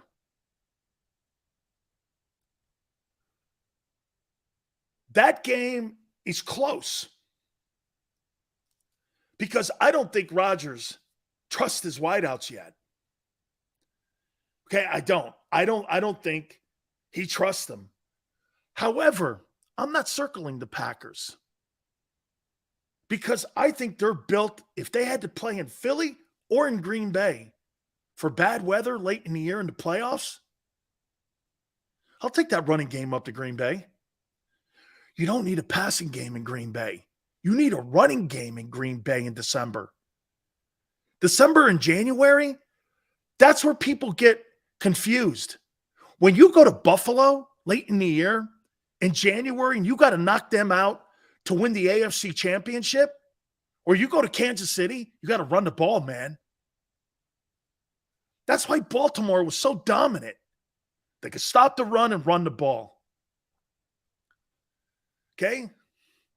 Mr. International's like, Rodgers is a hip. That guy's always distracted. That's why, as much as at the beginning of the year, the Packers kind of scared me more, today, not so much if I'm the Eagles. So the 4 teams that I mentioned, Green Bay, Tampa Bay is the only one that I think on this day is a true threat to knock them out of the playoffs, 49ers and Rams. And we're going to get a look in 2 weeks at the Cards. The Cowboys. The Cowboys defense is the second best defense in the National Football League to the Bucs. Okay. They're pretty good. They get after people. Their linebackers are playing better.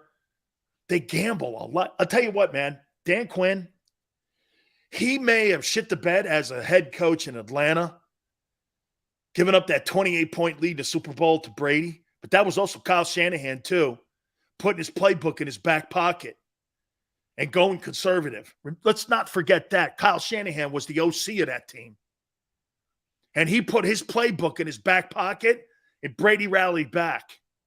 People were turning that Super Bowl off. It was a blowout. Okay? But Dan Quinn, ever since he's taken over for Mike Nolan was there 2 years ago. He's absolutely reinvented that defense. They're aggressive. They get after people. He doesn't mind you gambling with help over the top. That's why that guy Diggs is playing so well. Diggs plays schoolyard football. He's not really inside of a system, but what they do is they protect him. If you look at the safeties, anytime he jumps routes, safeties are always behind him, helping him. They really do a great job at getting each other's back in that defense. Their tackles are good. I mean, I think the loss of Randy Gregory, I think that that's a thing. They shouldn't have let him walk up. But again, Cowboys are in the same position that the Rams are in. They're in a money issue.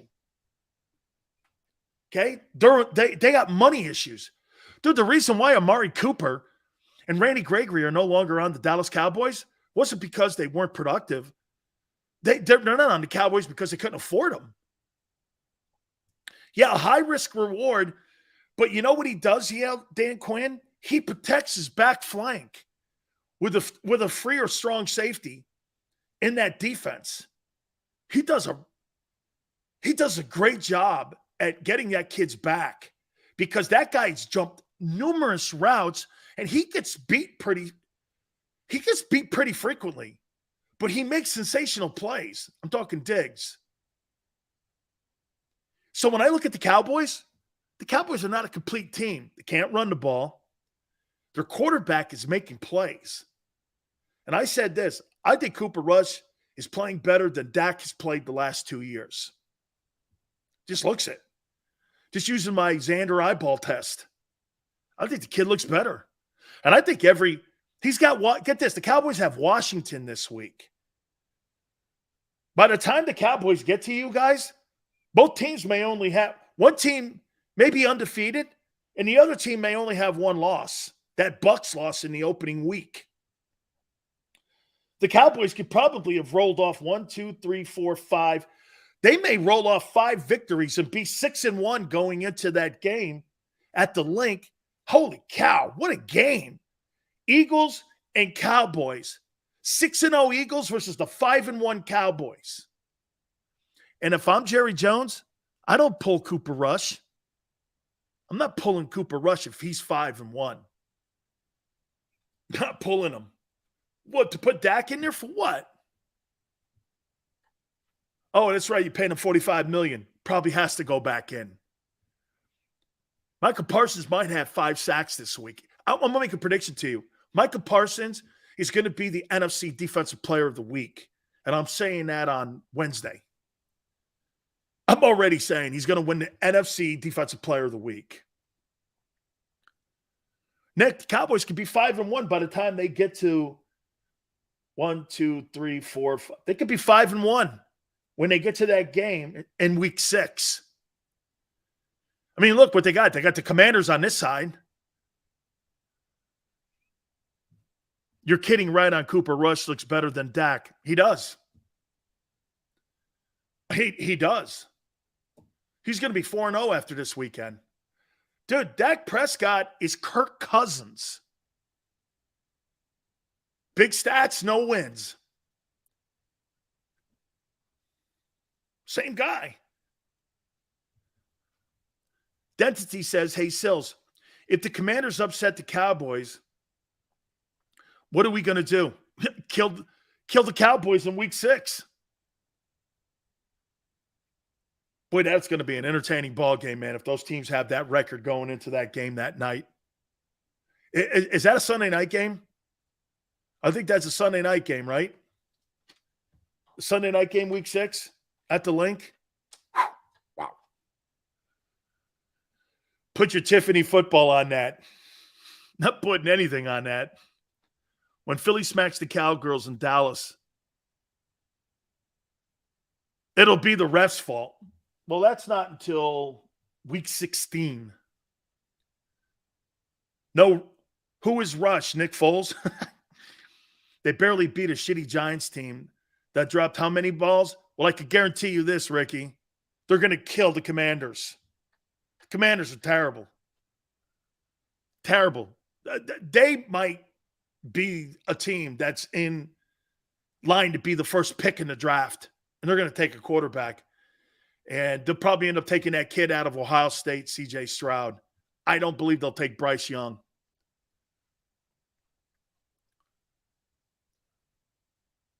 Where can I get a Darius Slay jersey?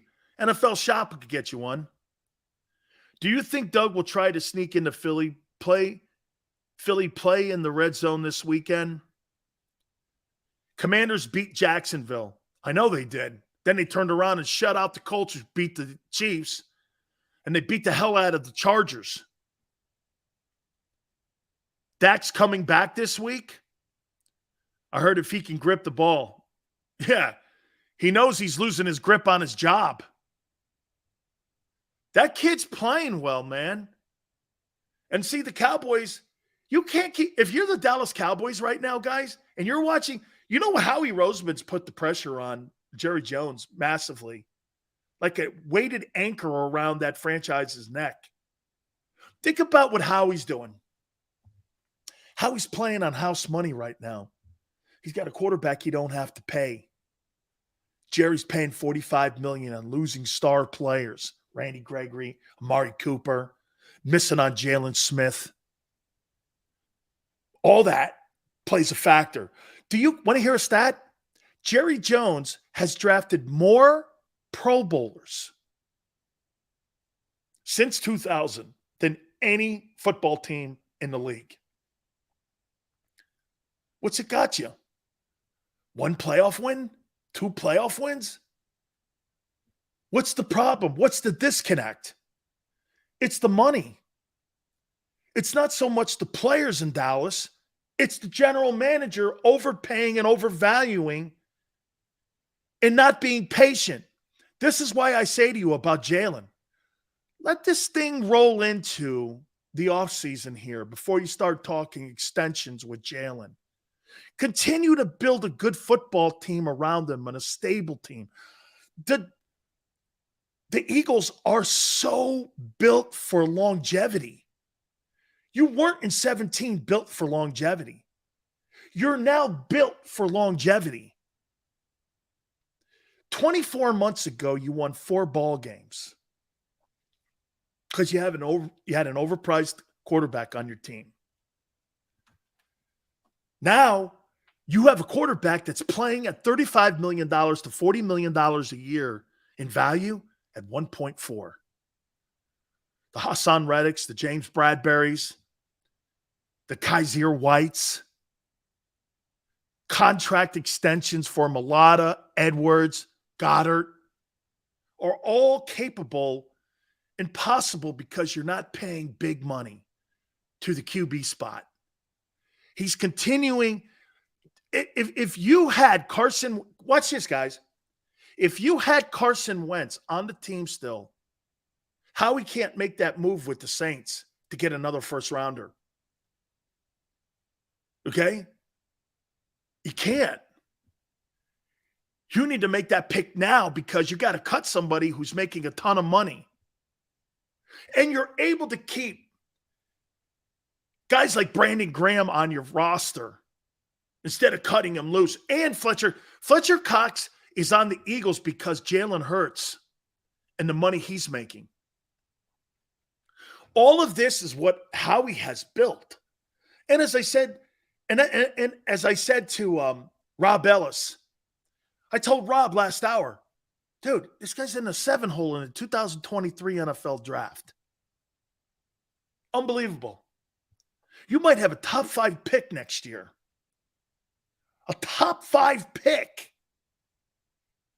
Because of all the maneuvering that you've done. He's been right. And his last 2 drafts look right. Don't freak out on the Kobe Dean. Don't go nuts on it. Okay? He's going to play. I hear people throwing the word bust out. How do you know he's a bust? He's got 3 reps. Before you start throwing that out about him, relax. Let's see the kid get in there and play some ball first. I'm nowhere near that. I haven't seen him. I want to get him out there. Calling him a bust. I mean, I saw somebody online say that. He's like, man, this guy, you would have thought a star player like that with a reputation like that would be on the field. I'm like, that's not the case, bro. That doesn't work like that in the NFL. They're good players too. Remember something. Jordan Davis and the Kobe Dean got drafted to a good football team. Most of the time, good football players get drafted to shitty teams, especially when you're high in the draft. Best thing ever happened to Jordan Davis is that he's got guys in front of him like Hardgrave and Fletcher to teach him routine and teach him what the league's about and how you prepare for a game each and every single Sunday. Okay? Who was the GM in Dallas again? You got it. Who called him a butt? Dude, I'm just saying, some of the people, you know, there's knee-jerk reaction, folks, that they see something on the internet, they take it for fact, and all of a sudden they run with it. And by the way, not very many people on Twitter have a sense of humor either. Jesus criminy. Lighten up, Francis. Davis and Dean got drafted for depth and future. TJ Edwards is why Dean is not playing. TJ Edwards is the best player on your defense for the value you pay him. And you know what? Here's something to think about. Okay. Hey, guys. TJ Edwards at the end of this year is a free agent. How soon before Howie comes to him? Maybe that's why they restructured Lane's contract. And they restructured some of those contracts. The kicker, didn't they do the kicker and Lane? You got to go to – are you going to let TJ Edwards walk out the door at the end of the year? He's a free agent. Are you going to let him, Miles Sanders, James Bradbury, look at all the decisions you have to make at the end of the year here. You got to think about start paying him now, no? Dude, Edwards, or are you comfortable passing the baton to Kobe Dean next year and playing him on a rookie contract and allowing TJ to walk? I wouldn't let TJ Edwards walk out the building.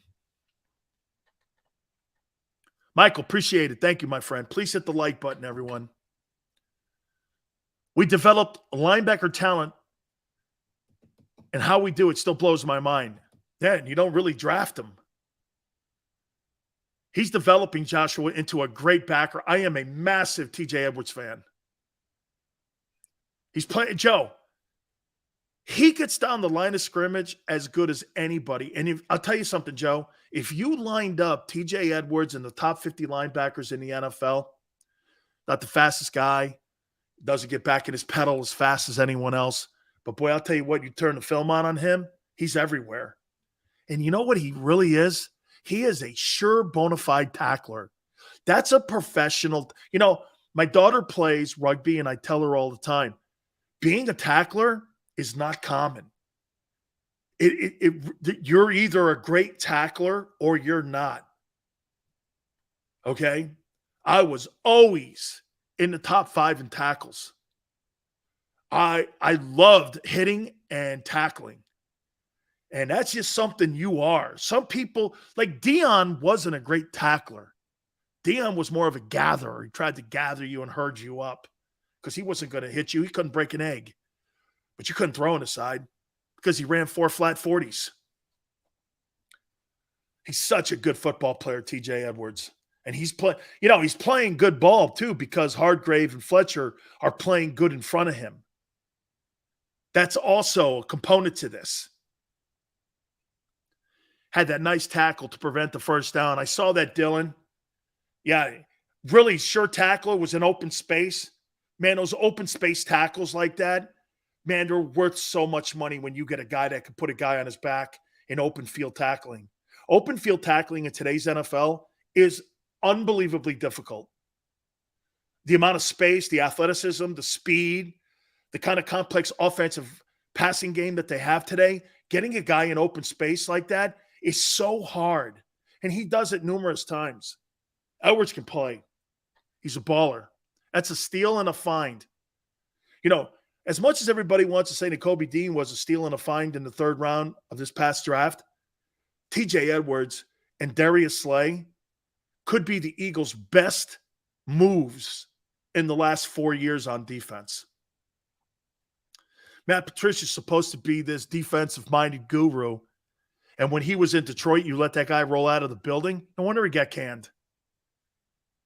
That guy is a factor. Every time he's on the field, Slay. And you let that guy walk out the building, pencil in his ear, telling me how great he is. Guy builds bombs and shit. Had the opportunity to evaluate talent. Guess what? You let a guy like that roll out of your building. Not working, man. I would question your evaluation talent. I would ignore that also. I was wrong as you are. TJ Edwards and Kaiser White are dogs. Really been an impact on the defense. No, TJ will get his money. When? The buy? You think they get that deal done by the end of the year? You think? I probably think they're talking now. GT, what up, brother? GT, I'll ask you. You let TJ Edwards walk out after the end of the year. He's a free agent.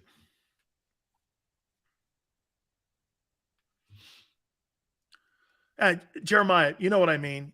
3rd rounder for Slay.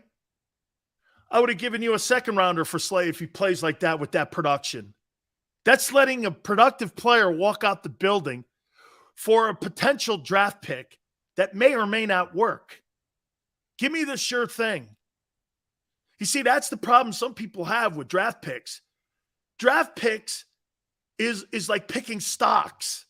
You have no idea what stock's going to go up or down. But when you see a sure thing, you're playing the percentages.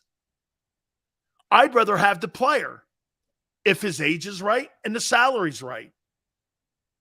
Give me the player. As a general manager, I'm trying to accumulate players, not draft picks. Unless my team sucks, I'll take the players. I'm trying to get better. Right? I'm trying to get better. Big Seals, why do you think this offense lacks the hot reads to keep Jalen from getting hit? Teams will start to figure that out soon. They will, Joseph. But I think what the kid does, Jalen, his pocket and field presence has improved massively. And I give you this example, Joseph. This kid played a completely different ball game on the Detroit week than he did versus Minnesota and what he did against Washington. They have been completely would you guys not agree that most of the time when you watch Joe Burrow or you watch Tom Brady, you know what you're getting every week? Do you know what the hidden secret is on how the Eagles are playing? You don't know what Jalen Hurts you're going to get. He may be, in my opinion, tougher to defend than maybe even Lamar Jackson. Lamar's going to run the ball, and he's going to throw touchdowns. Jalen might just throw touchdowns. Jalen might have to run for it because there's pressure on him. I'm telling you, he's not a better talent than Lamar. But what he sees on the field, his vision and his accuracy have improved so much that I'm shocked. I'm actually shocked. How many times did we see Carson Wentz fall into a sack on Sunday? 5? Tap, tap, tap, put his head down, ran into somebody. That's a horrible pocket presence. How many times you used to see the quarterbacks who knew, like Elway, when that guy was coming on the backside, they would turn out, get underneath, and go out the back door. Some guys just have that innate ability to do it. And Jalen has that innate ability. He has worked at doing something that is really, unless you're a good football person, you don't notice it. Like I told you guys, like I told you, when I watched that first game, remember I came out that Monday going 56% completion. Sure, the guy 155. Man, AJ was everywhere and everybody else was nothing. He couldn't find shit. It was nothing. Then I started looking at the way they blocked. They got killed in that game. O-line of Eagles, pass protecting. He had a run, to throwing the ball out of bounds, to doing the things that it took to win, not take negative yardage. Dude, the guy, you watch it and you had a better sense of what he was thinking and how he thinks his way through a game. I'm telling you this now. And again, I want to back it up and go, it's 3 weeks. Will this continue? I don't know yet. Okay? I don't know. But what I'm watching is, I'm watching a guy be a chameleon every week. I'm watching a guy, like, this game against Jacksonville, can I tell you what they're going to have? Let me take a timeout. Because let me write this down. I'm going to tell you the kind of game that I think Jalen's going to have to play versus this Jags team. Let me write this down because you know my CTE kind of game.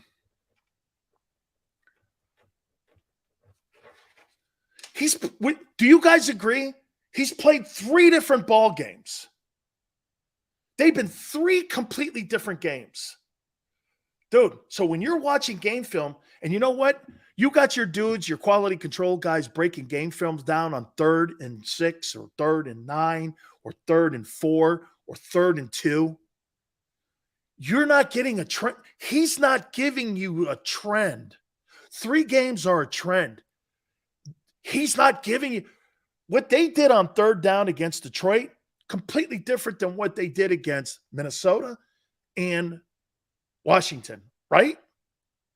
There's no trends. There's a trend in what they're trying to accomplish in Miami. Everyone's telling you, he's thinking his way around this schedule here. Okay? He's thinking his way around it. Please hit the like button. Don't forget our good friends at Morgan & Morgan, where the fee is free. If you've been hurt or injured on the job, know this. Morgan & Morgan is there to protect you and your family to the best of their ability. And for the last 30 years, they've collected over $13.5 billion for their clients. Nobody in the country has a bigger law firm than Morgan & Morgan. When it comes to making sure if you're hurt or injured on the job, someone is there to protect you. For the people is not a slogan. It is who they are. I promise you this. Call them at 800-512-1600. That's 800-512-1600. The call is free. The consultation's free. 1-800-512-1600. And when you call Morgan & Morgan, do me a favor. Tell them Dan Sileo sent you. When choosing a lawyer for your injury case, you may ask, does the size of the law firm matter? Well, of course it does. The insurance company, they're huge with unlimited resources. And whether your case is big or small, they're built to bully you out of the money you're owed. But here's the good news. We're big too, the biggest actually. And we're built to fight to make them pay for all that was taken from you. Size is our strength. There's only one Morgan & Morgan, forthepeople.com.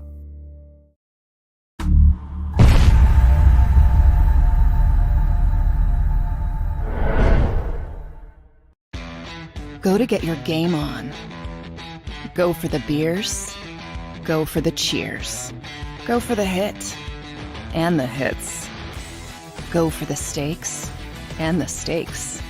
Go to get your parlay on. Go to get your party on. Go for the scene. Go for the screens. Go for the gallery. Go for the win. Go to Ocean. Visit theoceanac.com to plan your visit. The greatest fans on earth. It's a bold statement, but would you expect anything less from Philadelphia? 58 years of heartache creates a toughness, a grit, a resolve not found in most.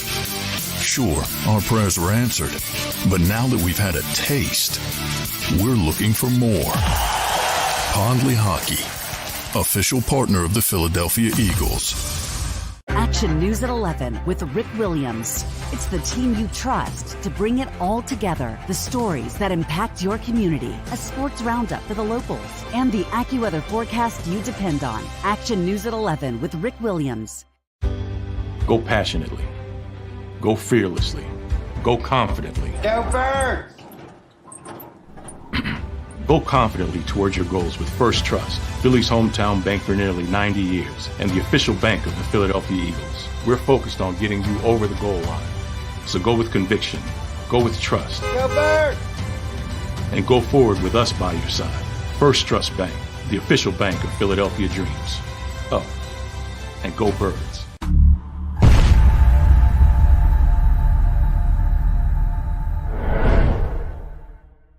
Welcome to Pondley Hockey. We've helped over 100,000 injured and disabled workers obtain benefits, as well as some of the biggest settlements in the state. If you've been injured at work, give Pondley Hockey a call.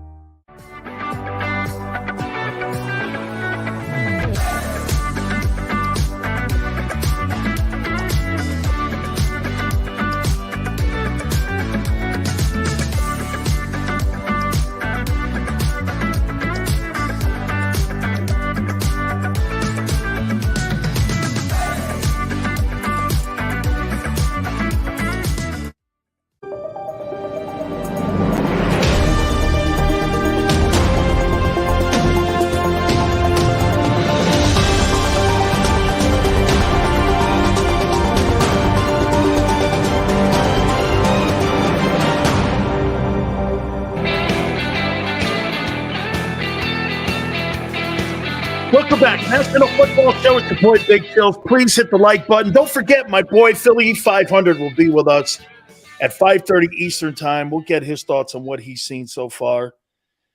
on this brief season, 3-0 out of the gate. Jacksonville Jaguars will be rolling into town. We're going to reset everything at the top of the hour here, and we'll get to that here in a second. But this is I just got through saying this to you about how Jalen has improved as a quarterback. That's fair.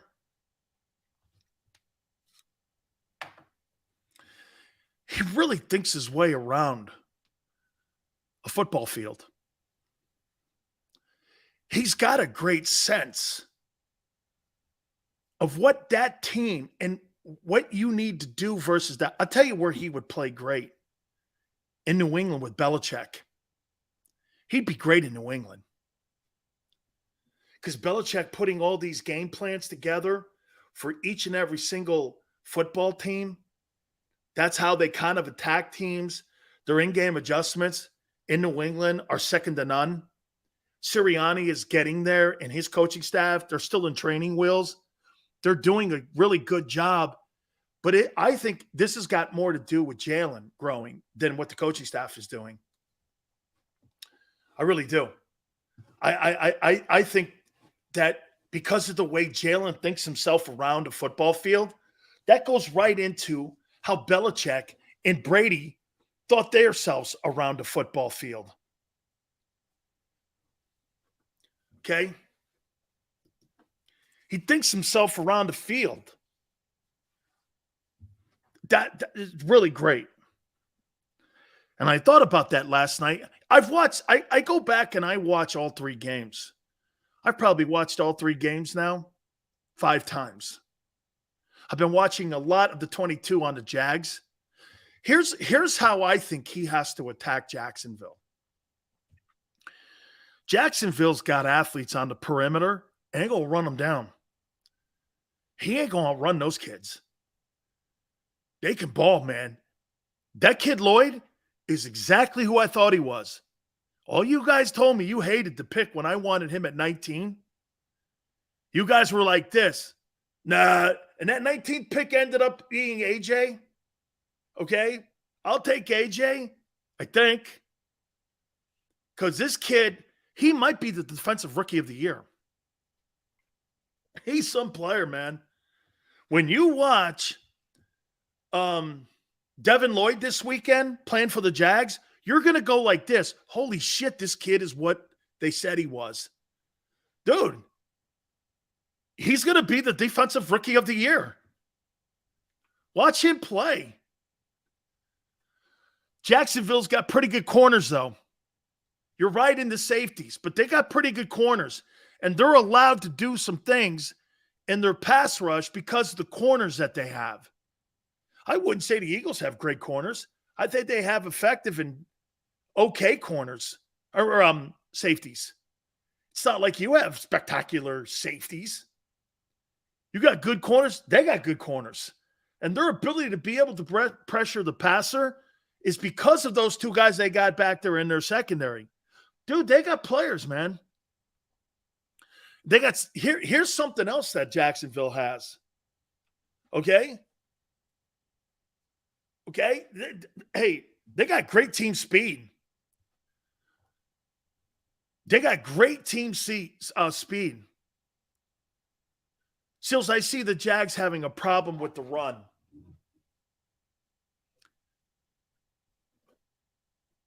Yeah, they can rush the passer. And this is where I'm going to go here. Let me go into how I think Jalen's going to do this. Dude, they're going to win. They're going to win this game again. Because remember something, too. I'm expecting bad weather because of the hurricane that's coming up the coast. Run the ball. Run the ball, hit Goddard. Run the ball, hit Goddard.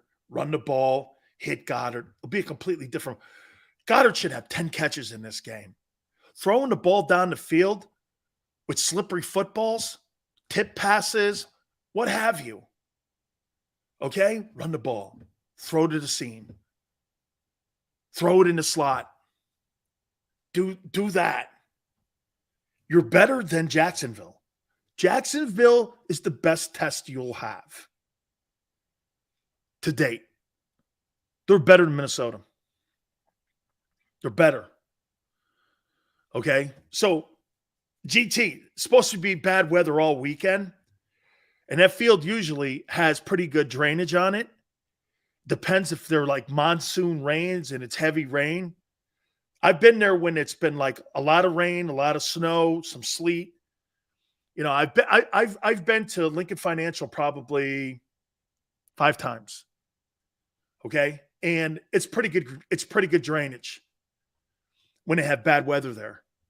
So, yeah, but you know what, GT? They're not a real big screen team.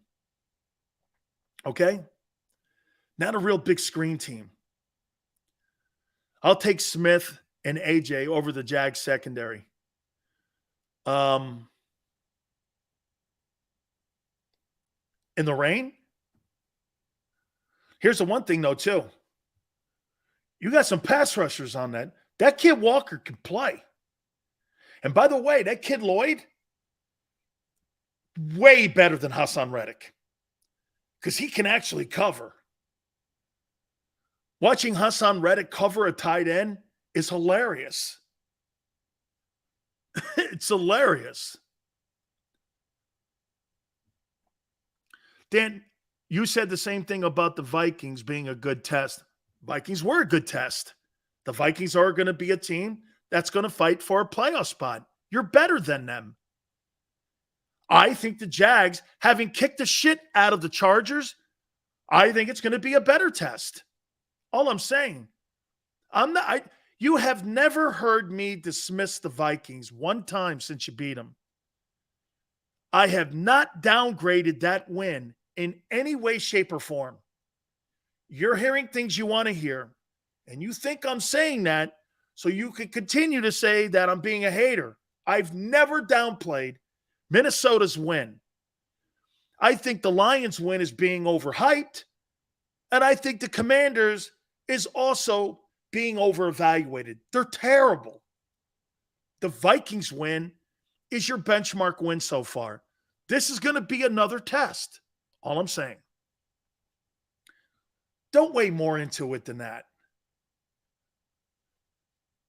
Vikings could beat Jacksonville. I don't know. I just saw Jacksonville kick the shit out of the Chargers. And there's a lot of good-looking football players on that team. Okay? I do. All right. Philly 500 is going to join us at 5:30 Eastern. Hit the like button. Keep it here. Hour 3 coming up. Keep it here on the National Football Show.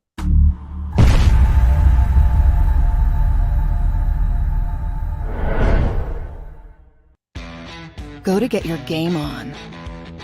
Go for the beers. Go for the cheers. Go for the hit and the hits. Go for the stakes and the stakes. Go to get your parlay on. Go to get your party on. Go for the scene. Go for the screens. Go for the gallery. Go for the win. Go to Ocean. Visit theoceanac.com to plan your visit. The greatest fans on earth. It's a bold statement, but would you expect anything less from Philadelphia? 58 years of heartache creates a toughness, a grit, a resolve not found in most. Sure, our prayers were answered, but now that we've had a taste, we're looking for more. Pondley Hockey, official partner of the Philadelphia Eagles. Action News at 11 with Rick Williams. It's the team you trust to bring it all together. The stories that impact your community. A sports roundup for the locals. And the AccuWeather forecast you depend on. Action News at 11 with Rick Williams. Go passionately. Go fearlessly. Go confidently. Go Birds!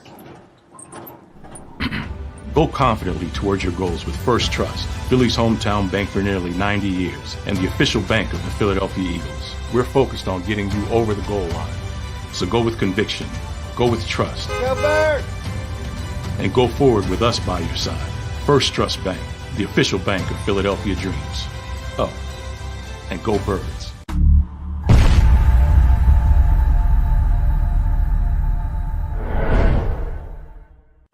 Welcome to Pondley Hockey, we've helped over 100,000 injured and disabled workers obtain benefits, as well as some of the biggest settlements in the state. If you've been injured at work, give Pond Lehocky a call.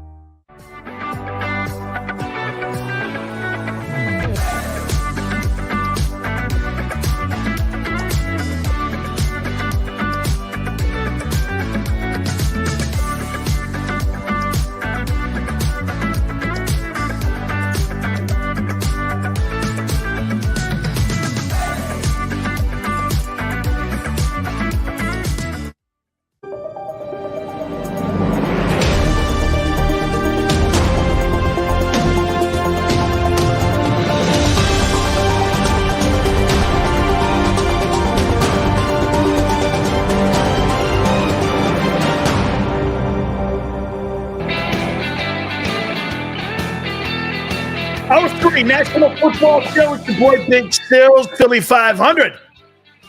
At the bottom of the hour at 5:30 Eastern Time. By the way, tomorrow, just a programming note, Pro Football Hall of Famer, works on the broadcast team for the Jacksonville Jaguars, Tony Baselli, will join us tomorrow. Been friends with Tony a long time. I put the sheet together for him to be inducted into the Pro Football Hall of Fame. You know, I tell you guys that I do a lot of work for some of the Hall of Fame voters.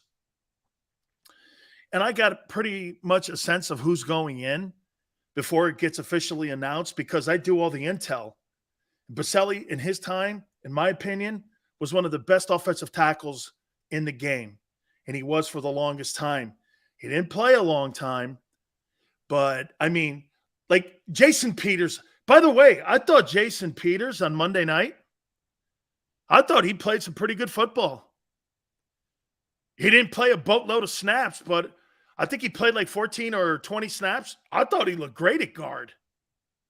Dude, when you call a guy at home and you beg him to come out of retirement, you're begging him to come out of retirement. Please, we don't have anything. Can you come and help us? Nah, you know, it's not, you know, plus you're the Cowboys. I've got Eagle ties, you know. And then Jerry's got to go like this. Well, I'll give you a couple $1,000,000. A couple $1,000,000 to get off my couch? I don't know. Dude, it's such a GOAT move when you could tell teams, I'm not interested. You know, I don't want to play anymore. God, man, what a dream. That I could sit there and tell a team, I don't feel like playing. I don't know. Please? Nah, I don't think so. Dude, that's GOAT stuff. Jason Peters is going to be one of those guys that you're probably going to have a 15-minute conversation about before you all sit down and go, yeah, he's a Hall of Famer. Okay? If that didn't happen to you, no, Joe. Nobody was begging me to come back and play. No, I have to be honest. Hey, please? Nah. And I'm 40. No. I don't. It's such a GOAT move, man. Okay? He was not looking for a job. That's not true. That is absolutely not true. Peters was not looking for a job. Dude, he was done. Cowboys begged his ass. Peters is a legend, like Dank said. He's a legend. Damn. Get this. Jason Peters is probably 70% of what he was, maybe even 60, and it's still good enough to play in the league. So good, man. That is so good, man. That is just GOAT stuff. Okay, that is. When I put that guy's list together of his accomplishments, I'm going to make sure I don't miss anything because I want to see him inducted into the Hall of Fame. I do. He is so good. Sills, I think Josh Allen, Lloyd Walker are the ones that have to encounter the most. Dude, that kid Josh Allen can play too, can't he, man? They're good. Hey, they've got talent, and they can get around the edges.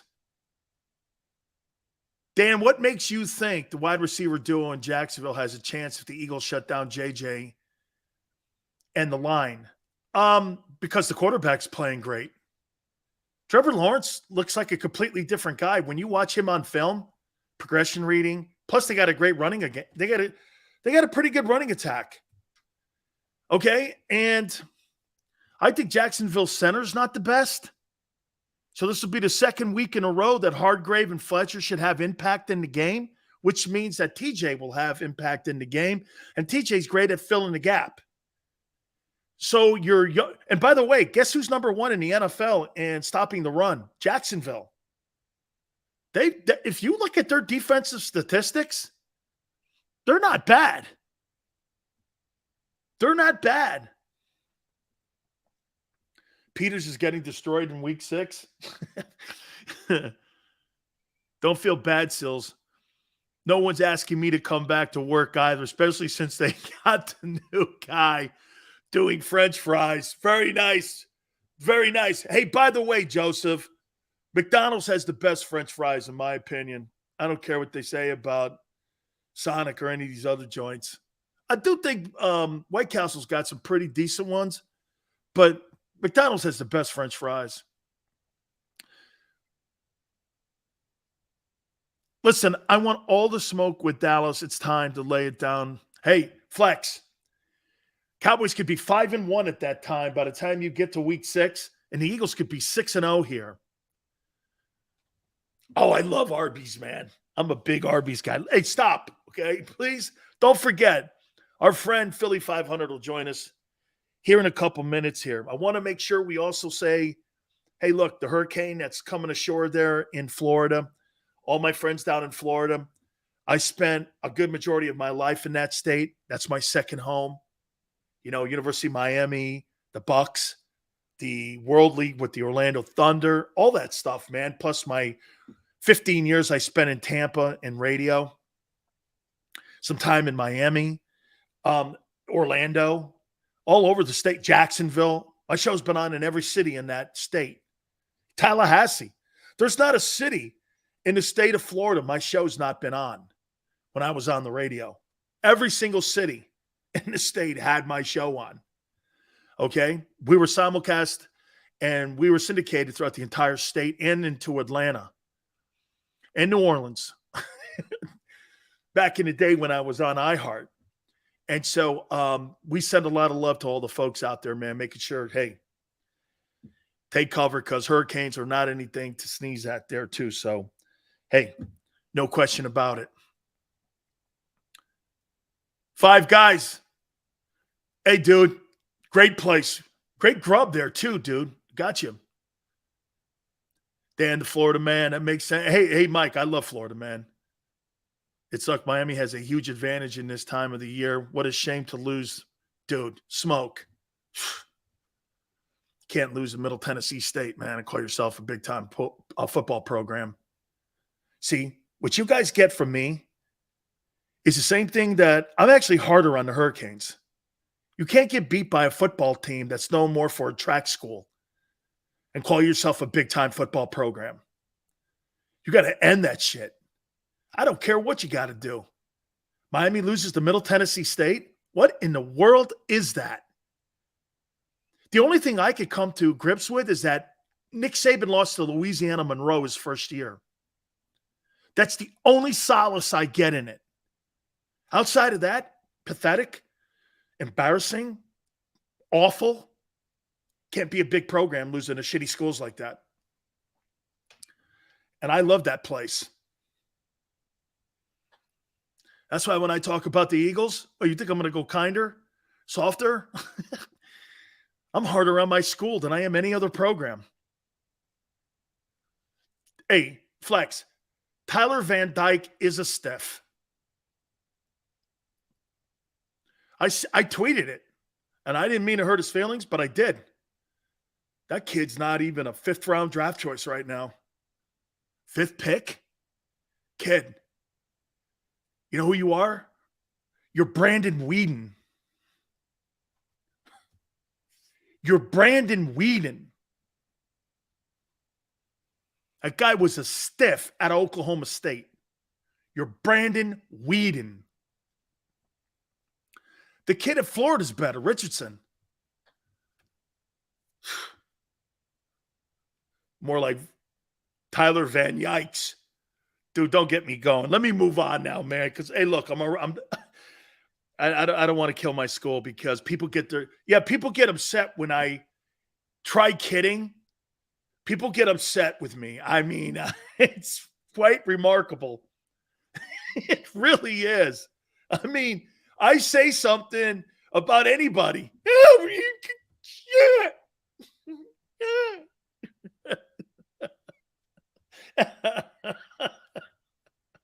I'm sorry, man. Xander knows, man. The guy's on. No, you hear what he said? Oh my God, man. Anyway, so your boy Jeff McClain in the Inquirer today is already starting the parade to get Jalen paid. I can't wait to ask Philly this. Okay? After feelings? Sometimes. We always upset. We always upset with you, Sills. I'll have to check that North Jersey place out, homie. Brandon Whedon was horrible. So is Tyler Van Dyke. Hey, Sills, do you think we have a chance at Will Anderson? Shit. Keep hoping to St. Louis, dude. My God. I can't believe that. Will Anderson might be like in the fourth hole. And the Eagles might, if the New Orleans Saints end up winning, because Dennis Allen right now, he's doing a horrible job. He's doing the same shit that he did when he was with the Raiders. If they lose and continue to lose, if they lose this weekend, they're overseas, right? The Saints are overseas. They're in London. If they lose, you'll be in the sixth hole. You're moving. Dude, can you imagine the Eagles winning the NFC and then winning the draft? Oh, my God. Dude, I will put a moratorium on anybody ever talking shit on Howie Roseman if that goes out like that. If Howie Roseman wins the NFC and he gets the number 1 overall pick because the Saints blow out loud, wow. Dude, it could happen. It could actually – there's more of a chance of you getting the number 1 overall pick than winning the Super Bowl. I don't know, man. 3-14. Oh, dude, GT, you're in the 7 hole now. Does anybody think it's going to get better for New Orleans? Dan, if Hurts works out, what do you do with those 2 picks? I go get Will Anderson. And, well, look, it'll probably cost you – Xander, what do you think Will Anderson will be? Saints are not going to fire their general manager, Mickey Loomis. Xander, where do you think Will Anderson will be in the draft in 2023 with all those quarterbacks? 3rd? I think the least – I think the lowest he'll be will be 3rd. And if you're lucky, it's 4 or 5. Okay. Dude, he could still go. He could still go number 1. Okay. See, and I agree with Xander. He can't go 1 because there's 6 QBs that are going to go in the first round. Stroud, Bryce Young are all going to be top 5 guys. Okay. They're all going to be. And the kid from Kentucky, who's just rapidly, Kentucky's right. I may next week, if they win this weekend, after going into Gainesville, I may put that kid in Kentucky 5th. They might, in my opinion, you ready for this? I think that kid in Kentucky, that kid Levis, he's also from Connecticut, by the way. He transferred from Penn State. You ready for this? I think that Kentucky team could beat Michigan. I think that Kentucky team, they continue to play the way they are. I think they could beat Michigan. I don't think Michigan could beat that team. Shit, Tennessee's playing great. But that kid, Will Anderson, if he's sitting at 3 and I'm, say, 5, I might have to trade that first-round pick to get up there to get him. I think he's a game-changing football player. He's Saban's greatest player he's ever coached. That includes Julio, Derek, okay, Derrick Henry, all them, Devontae, Waddle.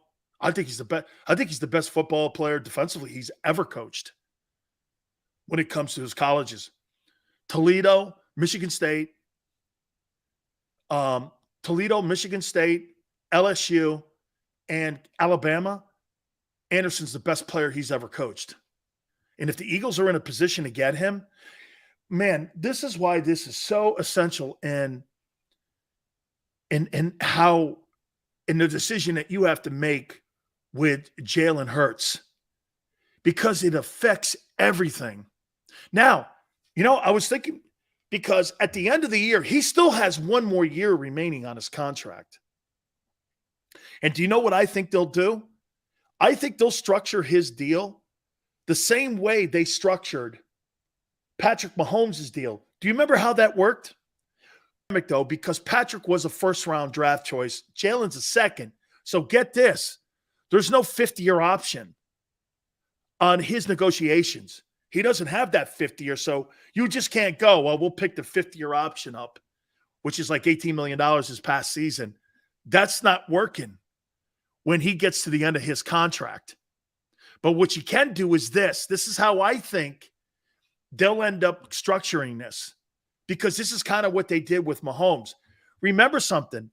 Mahomes didn't get that $500 million contract until the new CBA kicked in and the escalators kicked in. There were 2 years where he was making the rookie money. He stayed on that rookie deal for 2 years, knowing full well that the money that they promised him and the guaranteed money was all guaranteed to him. He was getting that money anyway. Now, will Patrick Mahomes live out the $500 million deal 10 years? I don't know. I've really never seen a player live out a deal for that length of time where you paid him $50 million a year. You're going to pay him $500 million? I mean, I over 10 years, I don't know when he's 37 years old if the Chiefs are going to be in that conversation, right? It's the guaranteed dough. And plus there's off-ramps in his contract. What I would do to Jalen is I would give Jalen a signing bonus, because this is how they got away with it with Mahomes. You keep him on his rookie deal for one more year, but you know where he makes his money? When you sign the deal and you have to pay him the signing bonus. And you give him the signing bonus, which offsets the 1-4. Remember, he could collect that. He could collect the signing bonus. The base doesn't kick in until his rookie deal is up. And then it goes into an escalator. It'll go like this. Watch this. The money they give him, that's going to be interesting to see what the guaranteed cash is going to be. Okay? It's going to be interesting to see what the guaranteed cash is. Yeah, they are allowed to give him that $75 million next year as a bonus with no major cap hit when the contract starts, because it still has 1 year left on his rookie deal. That's how I'm reading that, Xander. That he'll get, because that I'm taking the model on how they constructed that deal with Mahomes. And I'm going to get complete clarification on that too, because I want to make sure. Now, because a second rounder and the first rounder, there's different dynamics. They can't actually, and Rob was obviously talking about after the season, and he was talking, hey, maybe they start talking now. They can't really legally, or publicly, I should say, or publicly. I don't think there's anything against the rules if the general manager of the Eagles and Clutch Sports start going like this.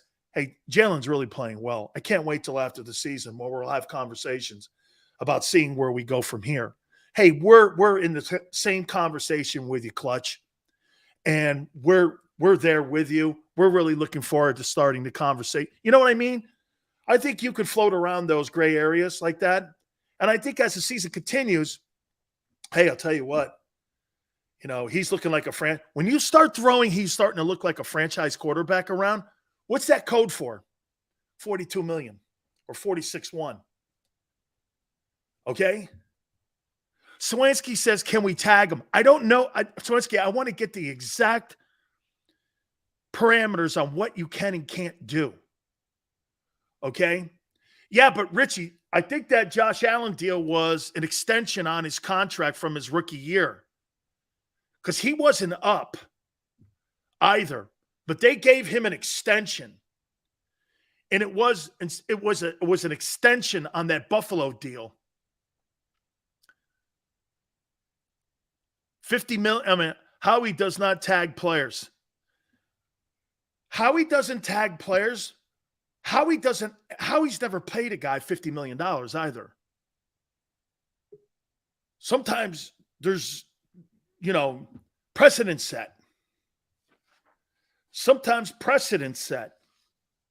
Okay? So I want to get the parameters of all this, and I'll have more of that. As a matter of fact, I think what I'll do, I'll try to get Lee Steinberg on by the end of the week. He's the guy that constructed the Patrick Mahomes deal. And I'll get Lee Steinberg on, and Lee can explain to us exactly the parameters that you can go through once Jalen's done with this year and what kind of contract talks, because to me, he's got 1 year remaining on his deal. I think you have to add an extension, and there's escalators the same way Mahomes set up his deal. All right. I can't wait to talk to my boy here, man. 3-0. Holy cow. Billy 500 steps in with us.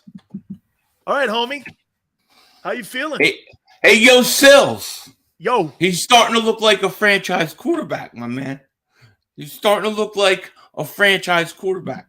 Last time I spoke to you, 46-1, Philly.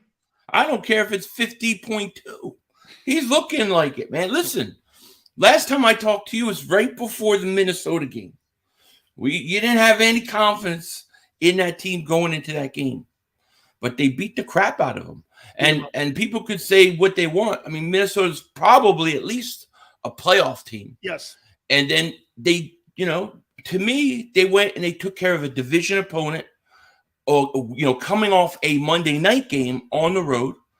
And as of right now, what I've seen of Jalen Hurts, I think you got to give it to him if he can stay consistent the rest of the year. I want to throw this at you, and I had Rob Ellis on with me early, and I want to see if you're seeing the same thing I am. Okay. He's doing.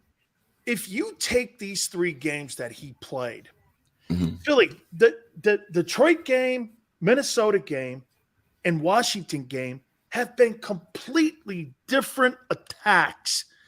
And that makes it so much more to prepare for on what and who you're seeing. He had to run for his life because the O-line didn't pass protect that well. Got the job done. Against Minnesota, he was flawless throwing the ball.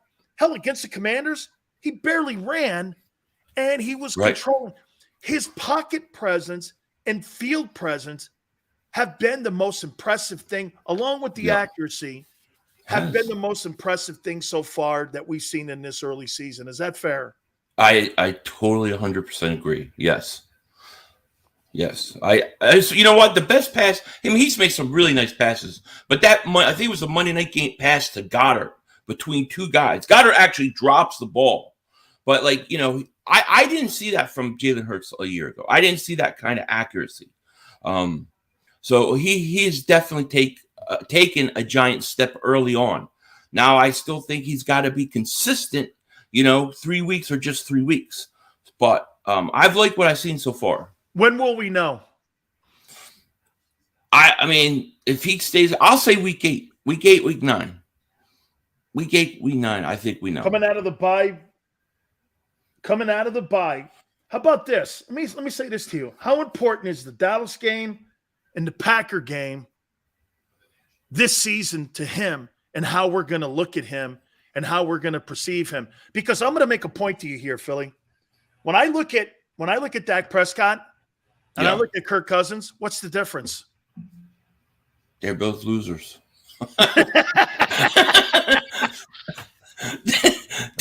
I mean, you look at both of them. They don't win big games. Dak's in his 7th year. He's only won one playoff game. You know, if Jalen Hurts was 7 years in and won one playoff game, we'd be killing him. So I think it's more about the wins and what he does and who he beats. Don't you agree? He's got to beat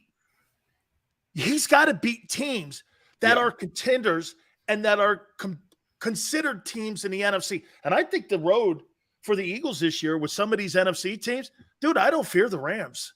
I do not fear the Rams this year. No, I think right now the Eagles could play with the Bucs, the Rams, and the Packers. I believe they can play with all three. Now, here's the issue, and we're going to have this all year. Who do they play? They don't play anybody until they play Green Bay. I mean, who do they really play? You know, so every week is going to be like, well, who did he beat? Who did he beat? And that's going to what we're here all year long until the playoffs. You know, but you know what? You said something a couple weeks ago when you came on.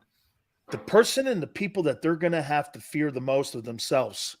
Injury, right? War of attrition. I said this to you. They have the deepest roster, but guess what, Philly? By the end of the season, they may have the best roster because the war of attrition is going to play its factor. Look at all the teams Bucks banged up, Rams banged up. That Allen Robinson kid, he sucks in Los Angeles. I know. I mean, he's blowing out loud.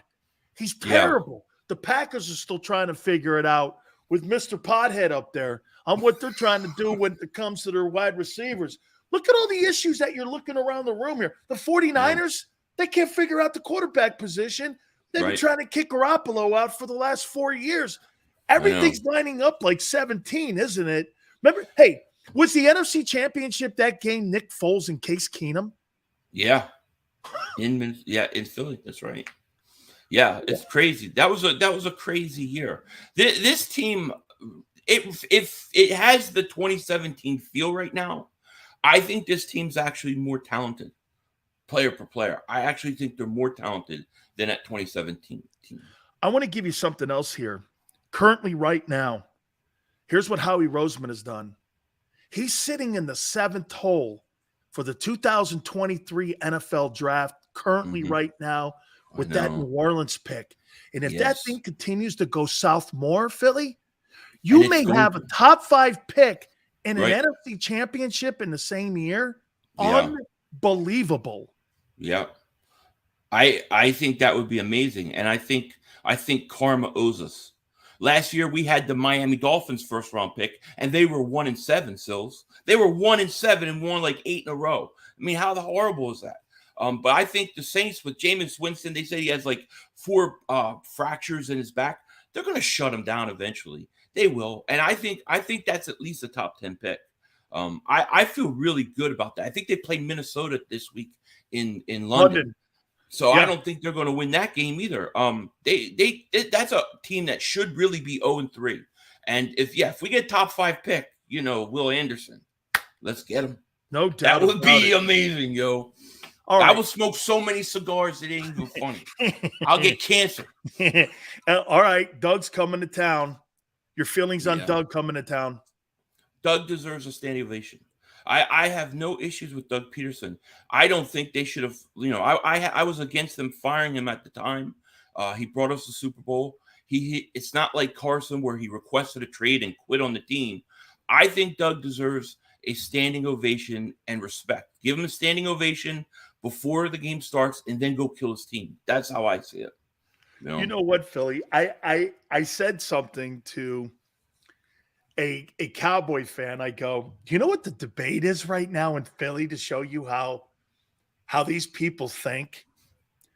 It's whether or not to give the guy a standing ovation because he delivered That's how hard it is in that city Right. to get any kind of – see, I don't think that's like I don't think that's not a big deal. I think it's a big deal when you welcome someone back and you want to give that guy his justice and his due for what he delivered. Would you agree he delivered the greatest sports moment in Philadelphia Eagle history and Philadelphia sports history? Yes. I was seriously debating beforehand whether I would ever see it in my lifetime. So yes, he did. And he didn't, he didn't do anything, in my opinion, to get fired. He took us to a Super Bowl and then went to the playoffs 2 straight years after, misses one playoff, and he's out. And why is he out? Well, problems with him and Howie, and also Carson Wentz didn't want him. Woogie, we call him Woogie, but he didn't want to be with Doug Peterson. And then they fired Doug Peterson. Then Carson wants out anyways. He deserves to get booed when he comes, not Doug. Doug deserves a standing ovation. Do you agree in hindsight now that maybe it was time for both parties to part ways because things had got so sideways? Because, I mean, in hindsight, look at it now, how it's working out for both parties. Right. I'll talk to Doug about Doug here in a second. But I mean, do you think it's like really kind of worked out in the best interest of the team? Or do you think, again, if you had to do it all over again, you'd still stick to your guns and you'd want him here? And would Jalen be better if he was here? Well, I like Nick Sirianni. I like Nick Sirianni so far. So there's nothing against him. If I had to do it all over again, I probably still would have given Doug at least one more year and then seen, because I thought, he deserved at least one year to right the ship. But I'm not upset with Nick Sirianni at all. I love what they've done with Jalen Hurts. I love what Jalen Hurts has really done with himself. Just the effort and the work that kid puts in has been amazing to see what he's done so far. Couple last questions for you here. Josh Sweat, are you now sold that he's an every down D lineman? I think he's all right. I think he's serviceable. I'm not totally sold, but he's played well. I can't complain about that. I still think this team needs a major upgrade at the defensive end spot next year. I do. Here, I'm going to say it to you. Hassan Reddick, I know he had a sack and a half, but watch this. I don't see it. He's not impressive to me. And that Washington O-line is the worst in the league, maybe. I mean, 9 sacks. I'm not dismissing what he did, but watching him cover a tight end is a joke. I don't like him in coverage. I don't like him in coverage either. Definitely not. But I still think Reddick, I got to give Reddick this. The guy had 2 straight double-digit sacks, 2 straight years with 2 different organizations. So to me, I know it's in there. I know he can do it. Josh Sweat has to go out and show me he can do it this year. I just think they've got to they got to use Reddick better. But why is Reddick on his 3rd team in 3 years then? That's a great question. I don't know. I don't know the details, if it was contract or what. But because he's one-dimensional. You know what? Maybe. He's a player, Philly, that doesn't have a position. Like, you can't play him at stand-up end. You can't put his hand down in the dirt. And you can't play him really at linebacker. All he is really a situational pass rusher. Well, here, that's not $15 million a year, man. And I think, like you said, I do want to see it play out some more. I'm with you. I want to see it play out some more, but I think they're struggling finding a spot for him. Yeah, and I blame the coaches for that. I do. Like if I have a guy and he only does one thing good, I'm going to make sure he's constantly doing that one thing good then. I think you got to put him in the right positions. I think he started coming alive a little bit last week. There was a couple other times where he got really close. He forced one fumble. I think he's going to be okay as the season goes. But, I mean, we'll see. We'll see. Okay, final question for you here. Jalen Hurts, are you sold now? He's throwing for 4,500 yards. Yes. Yeah, he's throwing. You and Sander now are drinking the Kool-Aid now. Listen, the guy's got over 900 yards in the first 3 games, right? He's the first quarterback in NFL history with over 900 yards and 150 plus yards running. I think he can. Look at the receivers he's got, man. These guys are good, man. A.J. Brown. How about my boy Devontae Smith, right? I thought he got hosed out of being. I thought he got hosed out of being the NFC Offensive Player of the Week. I thought he was going to get it. That dude's a man, a skinny man, but he's a man. Let me tell you, I love that guy. So you think there's going to be 2,000-yard wide receivers on this team? Yeah, I do. First time in France. He's going to break the seasonal record, Jalen Hurts, for passing yards, and you're going to have for the first time 2 1,000-yard receivers in one season. Yeah, because I said going in, I thought either Devontae, A.J. Brown. I thought 2 of the 3, with including Goddard too. 2 of the 3 would have 1,000 yards. A.J. Brown and Devontae Smith are going to. I mean, look at the way they're throwing. They're throwing the ball, and they're throwing downfield. Yeah, they're going to have 2,000 yards. They're going to kill it this year. Wow, man, the Kool-Aid is everywhere. Okay, I need some ice for that Kool-Aid. I got a big cup right here. All my Kool-Aid right there. Look at that Kool-Aid, Pinky up when you drink. Shows you have class. Look at that, man. This guy's got gin and tonic going, and he's I'm drinking, smoking stogies. I'm still celebrating Sunday. Shit. I can't wait till Sunday, dude, to see this game, man. Hey, do you agree? Final question for you. Do you agree this is going to be the biggest test that they have? Look, I'm not dismissing what Minnesota's win. I think that's a great win, and I agree with you. I think the other wins, I think Detroit's going to win probably 6 or 7 games. Washington is going to be a lottery team. But this game, dude, they got pass rushers. Trevor Lawrence is playing some great football, too. Yeah. I think this is going to be a pretty good test on Sunday. This is a tough game. I think this is a tough game because they play tough, man. And they're going to play the Eagles tough. I have no doubt. But this isn't the game that scares me. The game that scares me is next week, Arizona, because you'll be 4-0. You're going to Arizona where we've struggled in the past, and you have Dallas on Sunday Night Football on the horizon. That's the game that I'm worried about the letdown. Oh, man. Hey, can you imagine if the Cowboys are 5-1 and the Eagles are 6-0 for that Sunday night game? That'd be crazy, but I got to tell you, I'm loading up. I'm betting Washington big money line this week. I think Dallas is going to lose.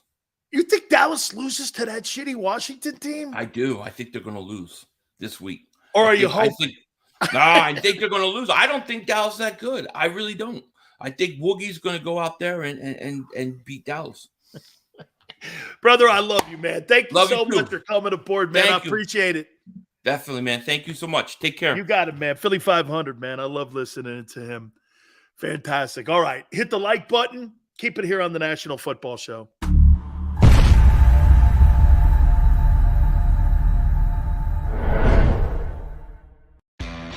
Go to get your game on. Go for the beers. Go for the cheers. Go for the hit and the hits. Go for the stakes and the stakes. Go to get your parlay on. Go to get your party on. Go for the scene. Go for the screens. Go for the gallery. Go for the win. Go to Ocean. Visit theoceanac.com to plan your visit.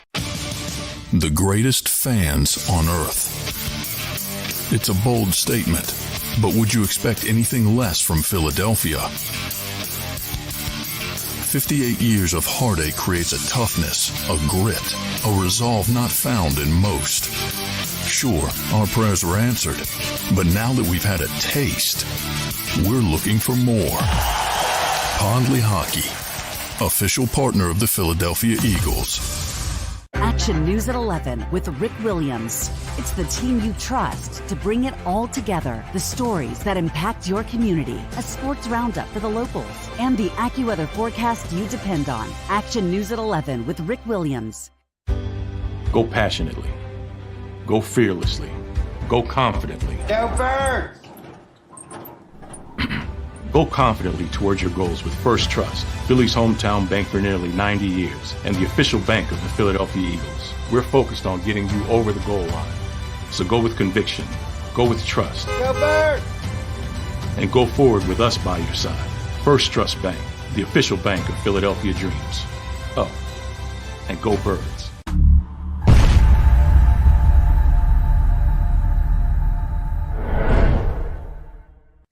Welcome to Pond Lehocky. We've helped over 100,000 injured and disabled workers obtain benefits, as well as some of the biggest settlements in the state. If you've been injured at work, give Pond Lehocky a call.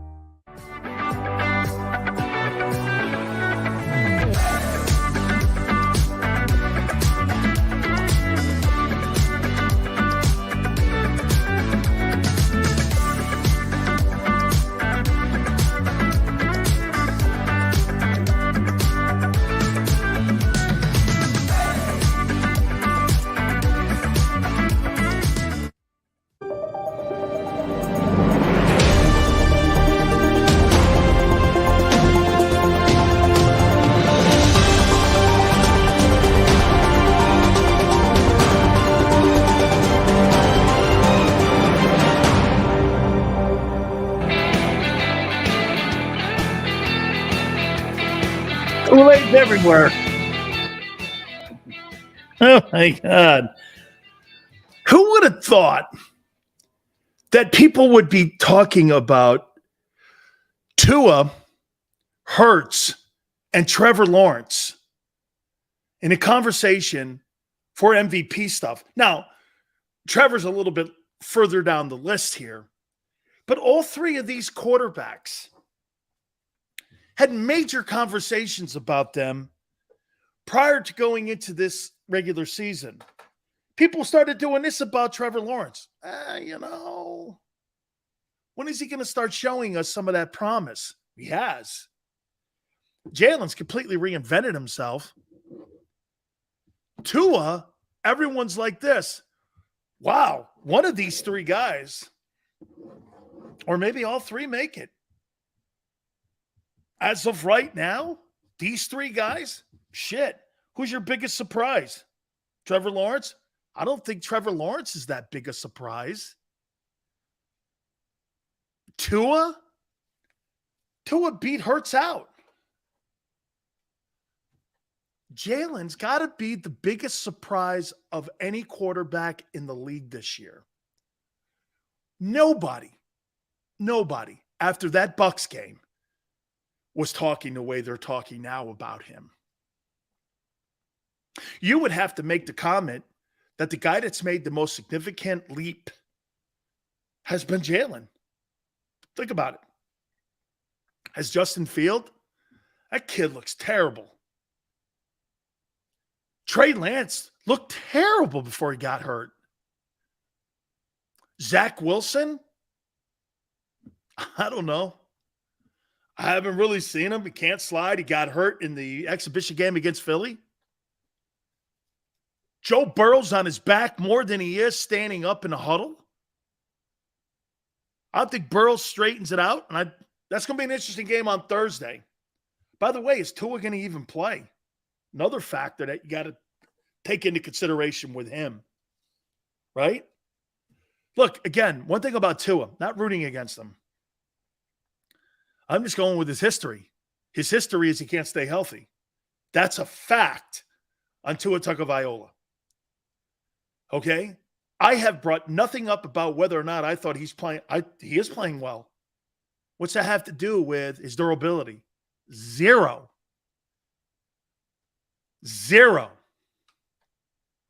My wife's a big Tua Tagovailoa fan. She thinks everybody, including the former head coach, hated him. And she's like, she's a Tua fan, by the way. And she keeps going, I told you this kid. And I go, yeah, he's hurt again. She goes, is he missing the game? I go, I don't know what they're going to do with the concussion protocol. I think he's probably going to play unless the Players Association gets involved in this. But, yeah, his issues is durability. It's never really been – well, I always thought about it. I don't think he throws a very good deep pass. He's accurate, though. 85 says, Dan, 35 is the magic number for Hurts with $5 million per year in incentives. Okay, so 46.1 is what quarterbacks like Kyler Murray are getting paid. Why would he take $11 million? Why would he take $1 million haircut? Okay, why would he again? You think Clutch Sports? That's LeBron's people. Okay, those are LeBron James people. You think they're going to take pay cuts?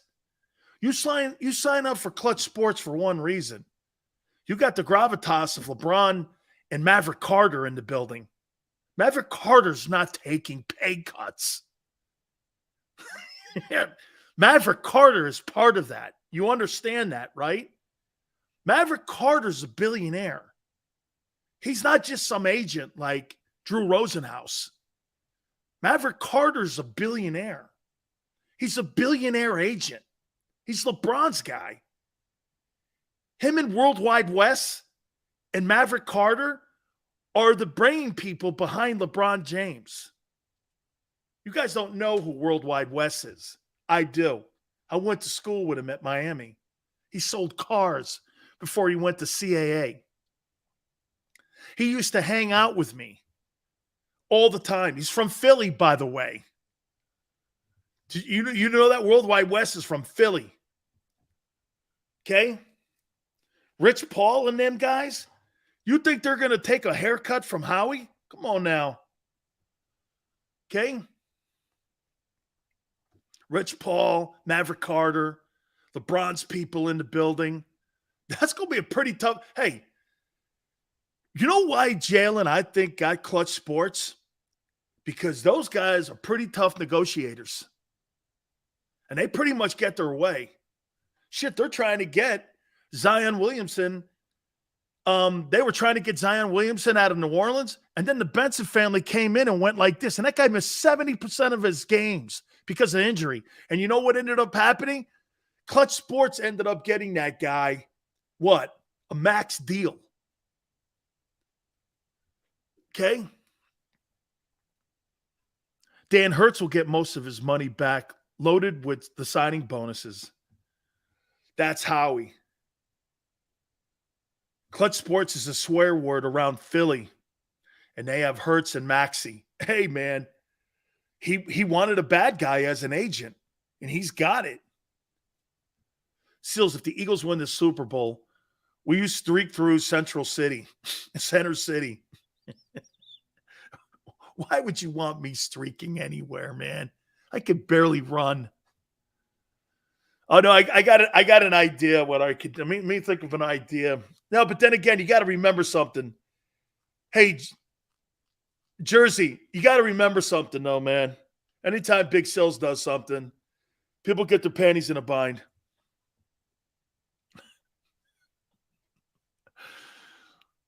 Rich Paul are going to get Hurts his money as he should. Take Mulata, for instance. They got a deal on him. If they signed him after this season, it would have been much more. I know. That's an old tackle. You're talking $50 million or $35 million. Guys, that's a big difference. Okay? Sills doesn't like eggplant. I know. Don't understand why, but I don't like eggplant. I know. Do you know what Testaverde means in Italian? Green head. I don't know why I threw that. I don't really like eggplant, though. My grandfather loved it. I don't really like eggplant. I'm actually interested to see how Howie maneuvers during the season. Me too. Because you get this, you have TJ Edwards out there. You have Isaac Seumalo. I would say that, hey, would you agree? The contract stuff, you got to work with TJ Edwards yet. You can sign him during the year, TJ Edwards. You got Miles Sanders, that's also up at the end of the year. You got Isaac Seumalo, that's up at the end of the year. Okay? You could start negotiations with Jalen at the end of the year. What are you doing here? Who's the first guy up? I think you have to go TJ as your first dude up. I think you got to go TJ.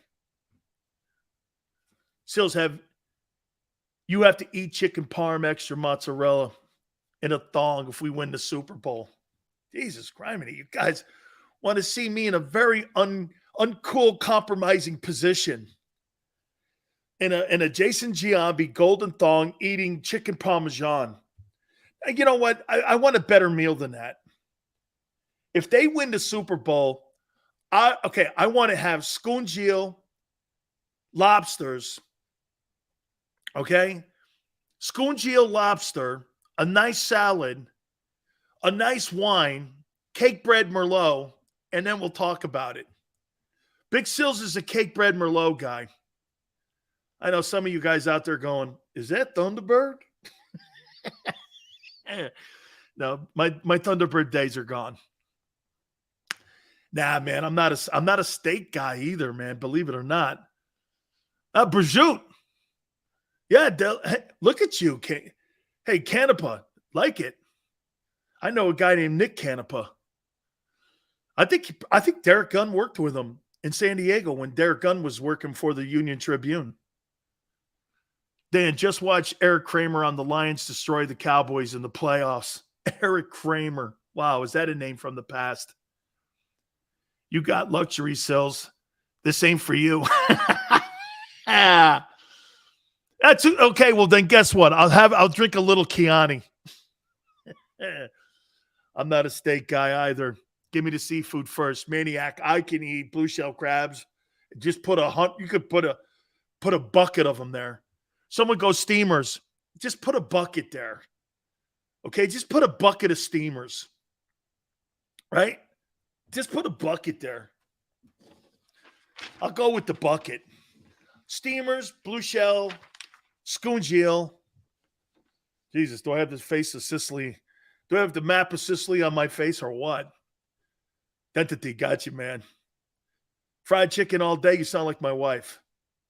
She's the one that knows how to make the chicken fried steak and eggs. I never had it in my life. Hey, my wife is like, from Dallas and such and from Virginia. So she makes chicken fried steak and eggs, biscuits. I never had Mexican food in my life until I met her living in Dallas. Fantastic. Man, I love Mexican food. Now, Mexican and Cuban food. When I went down to Miami, I started eating Cuban food. The yellow chicken, or the yellow rice and the chicken. Oh, it's great. Down in Little Havana. Oh, man, it's fantastic down there. Oh, man, steamers, you're killing me. Hey, Maniac, I love steamers, man. The little cherry ones, too, right? Well, hey, by the way, tomorrow, we got it confirmed here. Our good friend Tony Baselli will be with us tomorrow. I'm so happy that he made it to the Pro Football Hall of Fame. And you got to think something here. This has got to be the first time that Jacksonville has been relevant since what? Mark Brunell? Doug I can't wait to see how Philly takes him in. That's pretty cool. I'm trying to think, how was it when Andy came back the first time to Lincoln Financial? How was that? Dan, is your wife a Latin? No, she's a white redneck. Smoking, though. Smoking. Oh, yeah. Oof. Big Sil's married to prom queen. Okay. Big Sil's married to prom queen. How was that when he came back? I wonder if they're going to give him the same kind of, applause that Andy got. Andy never won it, though. Andy never delivered the greatest moment in Philly history. He did. And I heard from Rob earlier that he's never seen that statue that's standing out front there. I wonder what he's going to think about that. Great memories, man. Absolutely. Standing O for Andy and Doug. Hey, like I told everyone, this guy that was in Dallas asked me a question on the radio, I think 103 something, Jerry station. And they were asking me about the Eagles. And I said, hey, man, they're going to give Doug Peterson, I think, a really great standing ovation. And they're like this, hey, that's pretty nice of them. I go, nah, I don't think so. I don't think that crowd base, hands out standing ovations like, hey, way to go. Good job done. All this and that. Like Wentz is going to get destroyed when he comes in week 10. When he shows up in week 10 at the link, he's going to get destroyed. I mean, dude, you talk about a guy who melts under pressure and runs into sacks. He may not run out of the tunnel. Okay? He may, man. You think they'll do a video tribute for Wentz? A video tribute for Carson Wentz. Big Seals, you only got the prom queen because she knew you was an NFL-bound guy. No, I met her when I was with the Cowboys. And just so you know, all around, I told her I played with the Cowboys. First thing she said to me was, well, you guys suck. And that's when I said I was going to marry her. Okay? And by the way, she hates Jimmy Johnson. She loves Tom Landry. She's a Tom Landry guy. Okay? Just so you know, she likes Tom Landry. She didn't like the way Jerry and Jimmy handled Tom Landry. All right, Tony Baselli tomorrow. At around 4:30, the Hall of Famer and part of the broadcast team for the Jags. Please hit the like button on the way out, guys. You've been spectacular once again. I appreciate it. We will see you tomorrow, 3 to 6 Eastern. See you on the flip side.